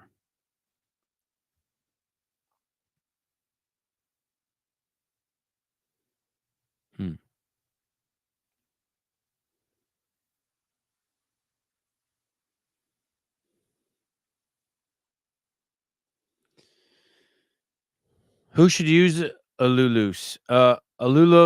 Allulose. I knew I'd get it right. Allulose can be a good substitute if you want to cut back on the amount of sugar or overall calories you eat. You can use it to make baked goods, frozen desserts, and your favorite drink.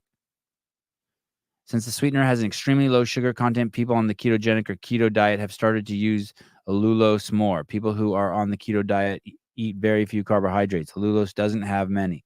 Jesus Christ, who wrote this? It's like written for a 3-year-old. Anyway. More to come. That made me hungry looking at their bars.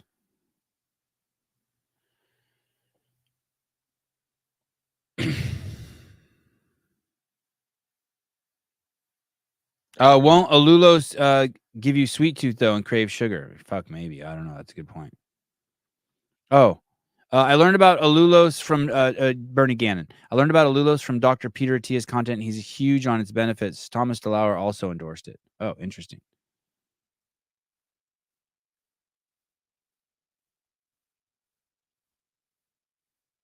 Very interesting. I know. Isn't that funny? The guy's name is Richard Johnson. Dick Johnson. That's a fucking great name, isn't it? I know. Dick Johnson. What a name. Yeah. It's awesome. You sound like a 3-year-old trying to say Allulose. Halululos. Heidi Kroom, Sevi, sorry, Sevi critiquing who wrote it when he can't even say it right. It's because I'm black. I speak with a different dialect that you don't understand. Privilege, bitch. Okay. Love you guys. See you guys this evening. I guess Dave Castro will have a weekend review, and I'll see you guys this evening. Heidi, I did not mean to call you a bitch. I mean, I did, but it was just a joke. Love you. Bye-bye.